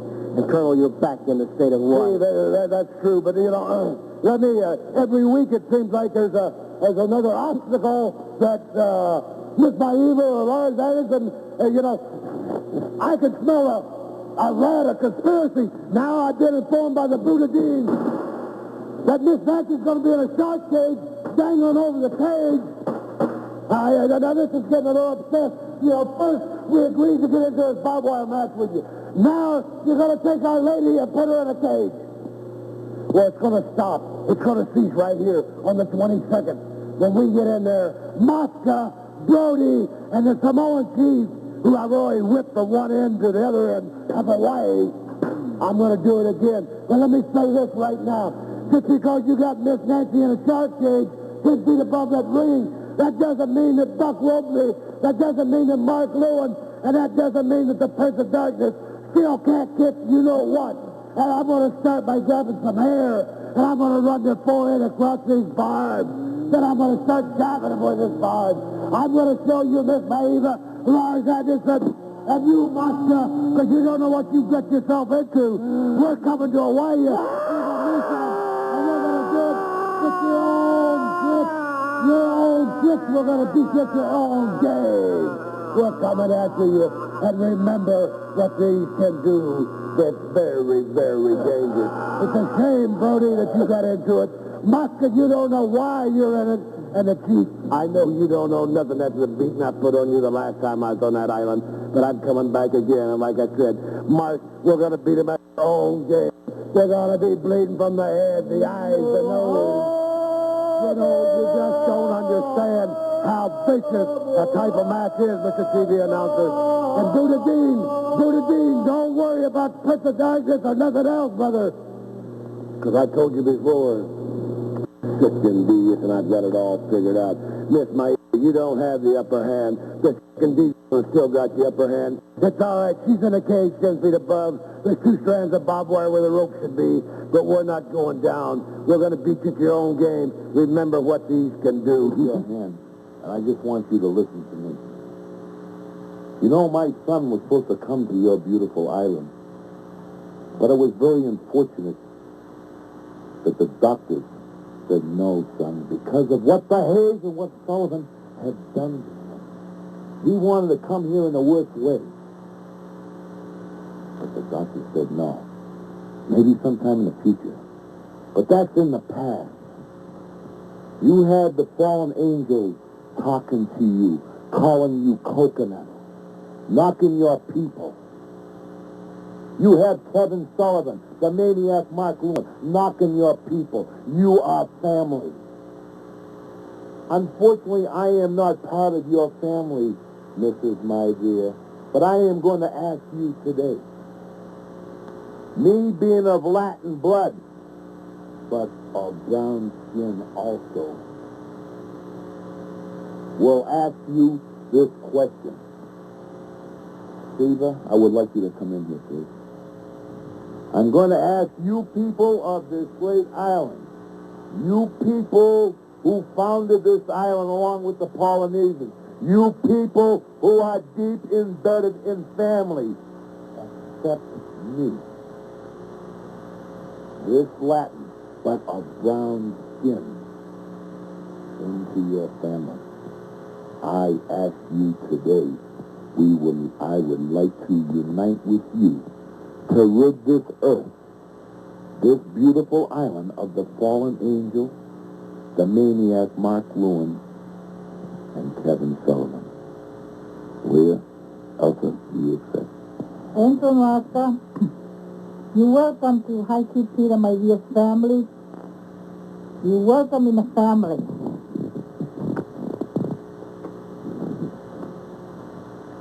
In my language, that was the kiss of death. They say the blood flows crimson red, but we united together will rid this beautiful island. Just remember, blood is thicker than water. We unite. It all comes down to next Wednesday night, the night of Mosca's revenge at the Blaisdell Arena, and boy, it's going to be action aplenty with Steve Offie. Yes, Wednesday night is going to be the biggest revenge of Mosca. Myself and Bruiser Brody. You know, I can feel that barbed wire right now in my, in my system. I can feel that wire twisting around that Mark Lewin's face and that Kevin Sullivan and that sick Buck Roby, whatever his name is, the colonel, sick colonel. Yeah. It just couldn't. That frustration, I think that night I'm going to let that frustration right like out. you really are. I am. I'm ready for it. Yeah. And on that Wednesday night, things going to go down and someone's going to get hurt. And I know who's going to get hurt. Because I got a best partner with me, Angela Moscow. Yeah, and Bruiser Brody. Don't forget Bruiser Brody. The people seem to be forgetting. Mosca's revenge is not only for my dear beloved son, but it's for Elias Anderson, the man who's walking around with a patch on his eye. The demented family of 4. Sullivan, Lewin, the fallen angel, and Buck Robley. Well, the time is drawing a little bit closer. And I can just imagine if y'all are shuddering in your boots. I can hear the rattling of bones some 7,000 miles away. Because if you think that you are demented and you brag about it, wait till you see Bruiser Brody, Super Alba, and King Kong Monster in action. Because we have one thing going for us. We are family. When you get demented people and deranged people, they might go off in their own tangents, and you're playing right into our hands, just like a fly into a spider web. When we get you into that web, I get that barbed wire, and I run across your face. You want to turn us into animals? Well, we will be animals because we are family. We're going to protect the reputation of this beautiful island and rid you people, you demented people. Yes, Hitler fell, but the people never got their revenge. Well, little Hitler, we're going to get our revenge come next Wednesday night. Take a look at what's going to be coming up. Some of the participants in that big conflict on that hot summer night at Aloha Stadium. Here we see in action the Dirty White Boys. And Ripper, this is a team that the Soul Patrol is going to have to do something to contend with, because you look at them and they are a powerful team. Going up against the Fantastics here, also a young up-and-coming team with a lot of credentials. But take a look at this. The Dirty White Boys may seem to be at a disadvantage momentarily, but they always seem to make it back. Well, they just wait for the other team to make the mistake, and that's exactly what's happened. They'll make a mistake, and then the Dirty White Boys take right over. Rocky and Ricky going to have their hands full, but the thing with Rocky and Ricky, the Soul Patrol, they don't make too many mistakes. That's right indeed. Good roll-up, but look at that. Coming off with a vicious clothesline. Fantastic number 1 down on the ground. Referee in position, and there's a count and another win by the Dirty White Boys. Look at that. The lights came on, and who's victorious? The Dirty White Boys. Here we see them in action again, this one at Block Arena. You've got the Dirty White Boys going up. Here's Alapapi Purcell at a terrible disadvantage after having been pummeled during the previous sections of this match, which we are joining in progress. There's the tag. Uh-oh, look out, Dunbar. Here it comes. Look out. That patented move, that clothesline coming off the top rope. Another count of 1, 2, 3. And again, the Dirty White Boys standing victorious in the center of the ring. Okay, Dirty White Boys again in another match here. Watch this move. Double Russian leg sweep. See, they have a whole group of finishing holds that they can use. Throw this man across, picks his man up. It looks like it's going to be an airplane spin. Reverses it into that patented Tennessee backdrop. And it's a count again of 1, 2, 3. The Dirty White Boys victorious again.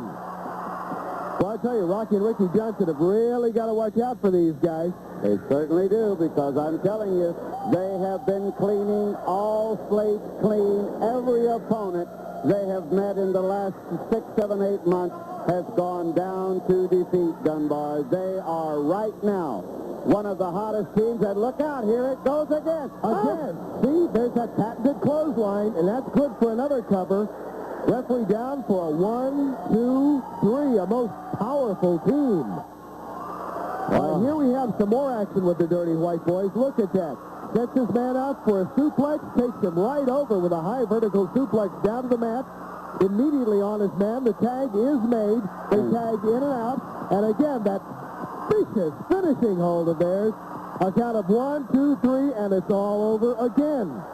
Now, Rocky and Ricky Johnson have been studying the tapes, but all you can say is these guys are incredible. Here they are going up against the NWA World Tag Team Champions, the Rock and Roll Express. Now look how they handle themselves against the Rock and Roll Express. These are the NWA World Tag Team Champions right now. The Rock and Roll Express against the Dirty White Boys. And the Dirty White Boys, you think they're in trouble, but look out, Dunbar. They're way ahead of you. Okay, Rock and Roll Express doing some fancy footwork here, taking 2 men on at once. Drop kick followed by a body slam, followed by another body slam. Looks like they're well in command of this match, but you can't sell the Dirty White Boys short. And they give it to you all they got. You think you got them in trouble right now, Dunbar, but watch the Dirty White Boys now. The Rock and Roll Express is rolling. Right now they're rolling, and they're rolling good. Set up for a collision. Oh, look at that one. Dirty White Boys in the center of the ring on a head-to-head collision. Look out, Dunbar. Grapevine into an abdominal stretch. Referee's got his back turned now, and illegal man of the ring coming in and assisting. Never give him an inch, Dunbar. Hook. Here goes the referee. 1, 2, 3, and the Dirty White Boys have just beat the NWA World Tag Team Champions. And now they're going after the Polynesian Pacific Tag Team belts, representing 1.5 billion people around the Pacific Basin. They're your winners. You know, it's going to be a night of champions in Honolulu, brother, and I'm going to be there, me and my partner, because we're going to be the champions, the tag team champions after it's all over. There's a lot of stipulations on this wrestling card, and Andre the Giant's going to be there, Jack. And like I said, nobody can slam him, but there's $20,000 to the man that can walk up and slam King Kong Bundy, and that's a lot of money. There's a lot of people on the card. But Rocky Johnson, you and your brother, Ricky Johnson, better be prepared when we hit Honolulu, because we're coming there for one thing. That's to lead the island with those Polynesian tag team titles. We're coming all the way from Bucks, North Tennessee, brother, where they rolled me in at and where they're tough. Last time we hurt you real bad, they carried you out on a stretcher. This time, we plan to finish the job. Get ready, Honolulu. Get ready for the Dirty White Boys, the new tag team. Okay, wrestling fans, Ripper Collins. I'm going to be talking to one of the biggest men in wrestling today, Rocky Johnson, who on Wednesday night at the Neo Blaisdell Arena has got his brother Ricky with him, and I'm going to tell you it's going to be a barn burner, because you guys have got those championships and you got 2 heavy numbers coming That's after right, Ripper. I just want to say, you know how hard me and my brother worked for these titles. We worked hard. We represent everybody on this island. And to go out there and go through what we did, we think a lot of the belts, a lot of the people, and a lot of this island. And now they got 2 guys coming in here called the Lone Riders, 300 pounds apiece, and they just think they're going to come in here and walk all over us and just take them belts from us and take them out of this island back to the mainland. But I just want to say, they got another thing coming. Now, I'm not underestimating them. I'm not saying they're rough and tough, because they are. They've beaten every team they've been up against, and they'll do anything to win. But we know what we have to do, and we also know what we represent and who we represent. So if they want them belts, we're not going to hand them to them. They're going to have to come and get them. And, brother, the only way you're going to beat me and my brother is to carry us out of that ring. And like I said, I'm not selling you short, but I just don't feel that you guys are man enough to do it, because we've got something that you don't have. And you know what that is? We got all these people here in the islands behind us. And you got a lot of determination. You got a lot of guts, brother. And you and your brother have worked harder, I guess, than any team I've ever seen team up to hold those championship belts. And we're going to see a little bit of the history and the story behind the Polynesian Pacific Tag Team Championship right now, Dunbar. And here we go with Sakalia and Tui, who held that title for about 2 years against Tony Bourne and Doug Summers. And there's a big high suplex and a cover by Sakalia. 1, 2, 3. And there's another big win. Sakalia and Tui, still the champions. And the challenges kept coming from all over the world. Here you see the two of them manhandling Sakaguchi, the big man from the country of Japan. And it all ended right here, Dunbar, in our studio when Ricky covered Tui for the belts. And now the Soul Patrol of the champions, defending against major teams like Bad News Allen and Tiger Chung Lee, with a capacity crowd at the Blaisdell Arena in Honolulu, Hawaii. Action galore, I'll tell you right now, Dunbar. This was one of the hardest fought battles for that title that has ever been seen. Action from time the bell started until it was over. And look, it's a 1, 2, 3. Rocky and Ricky retained the title at the Blaisdell Arena. But the bad blood between the Soul Patrol and the former champions continued, finally culminating in a loser leave town match between Ricky Johnson and Super Samoan Sakalia. Ricky is victorious and Sakalia had to leave town. And now the challenges came from everywhere, Dunbar. The former WWF Tag Team Champions of the world came here for 1.5 billion people to represent them, holding that Polynesian title. Here they are against B. Brian Blair in Madison Square Garden. Look at this, Dunbar. What a vicious team they are, coming after that title held by Rocky and Ricky Johnson at this time, the Polynesian Pacific champions. But Rocky and Ricky Johnson were equal to the task, meeting the former world champions before a capacity crowd at the Blaisdell Arena in Honolulu, Hawaii.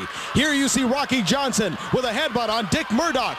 Murdoch coming over to strike Ricky Johnson in the corner. Adrian Adonis heading for the top turnbuckle.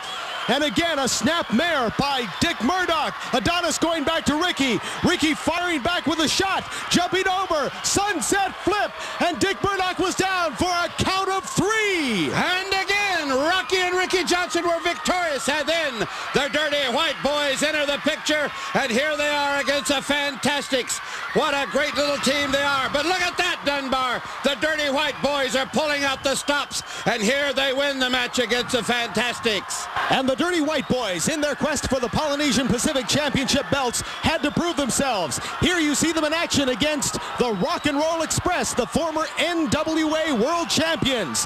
Look at the Dirty White Boys, taking a man from behind, hurling him to the canvas. It was a hard-fought battle, back and forth, but the count of 3 proved the Dirty White Boys victorious again. And then, Dunbar, we go right into Rocky and Ricky Johnson, the Soul Patrol, and the Dirty White Boys again. Use everything they can. Watch what's going to happen now. The big heavy motorcycle boot with the referee not looking. The big heavy boot on Rocky Johnson's head. They stopped at nothing trying to get those titles. Anything goes. And they pulled everything they had out, and Rocky and Ricky kept coming. Here they are with 20,000 people at Aloha Stadium. Winner takes all in this match, and this is where everything was on the line. The title, double money, and of course the prestige of representing 1.5 billion people. And watch the boot again, Dunbar, but this time it's going to cost them a double cross there. Rocky ducked on him, and boom, look out, here we go. 1, 2, 3, and Rocky and Ricky Johnson are the Polynesian Tag Team Champions. Again, they've done it. They've done it. And now the Long Riders, the pride of the AWA, are coming here for that title. 2 of the meanest men in wrestling today. And they're coming for Rocky and Ricky. And the title that means 1.5 billion people. Wednesday at the Blaisdell Arena. It's going to happen at the Superstar Jamboree. The big title match. Wednesday at the Neo Blaisdell Arena. Introduced me, you know something? I have seen a lot of strange things in my time, and I've seen a lot of strange locals. but I'll see that Adrian Street fits right in here with these locals. I mean, he looks, I went to a bar the other night, and I went into the bar. It must have been a wrong type of bar for me. I was like a, I forget what they call it, like Mahu or something, Yahoo, Mahu. But I walked in there, and everybody looked like it was an Adrian Street lookalike contest. Now, these are the type of people that don't infiltrate those kind of bars. We're not locals. You see, we're mainlanders. You know, Mrs. Maivia, I've told you this before. You can line them all up. You can ask for everybody's help. You can bring in Bruiser Brody with his 2x4. You can bring everybody, Tui, them all. Line them up. But MM has called us. That's Mr. Phillips to you. You understand? Mr. Phillips is the man with the green. Mr. Phillips has brought in a man called Mr. B, and we're going to see how Adrian Street, how tough he is tonight. If Adrian Street don't have his purse with him, he doesn't have a chance, because he's just like most of these locals around here. A little strange, dressed a little funny, and a lot of color in the hair.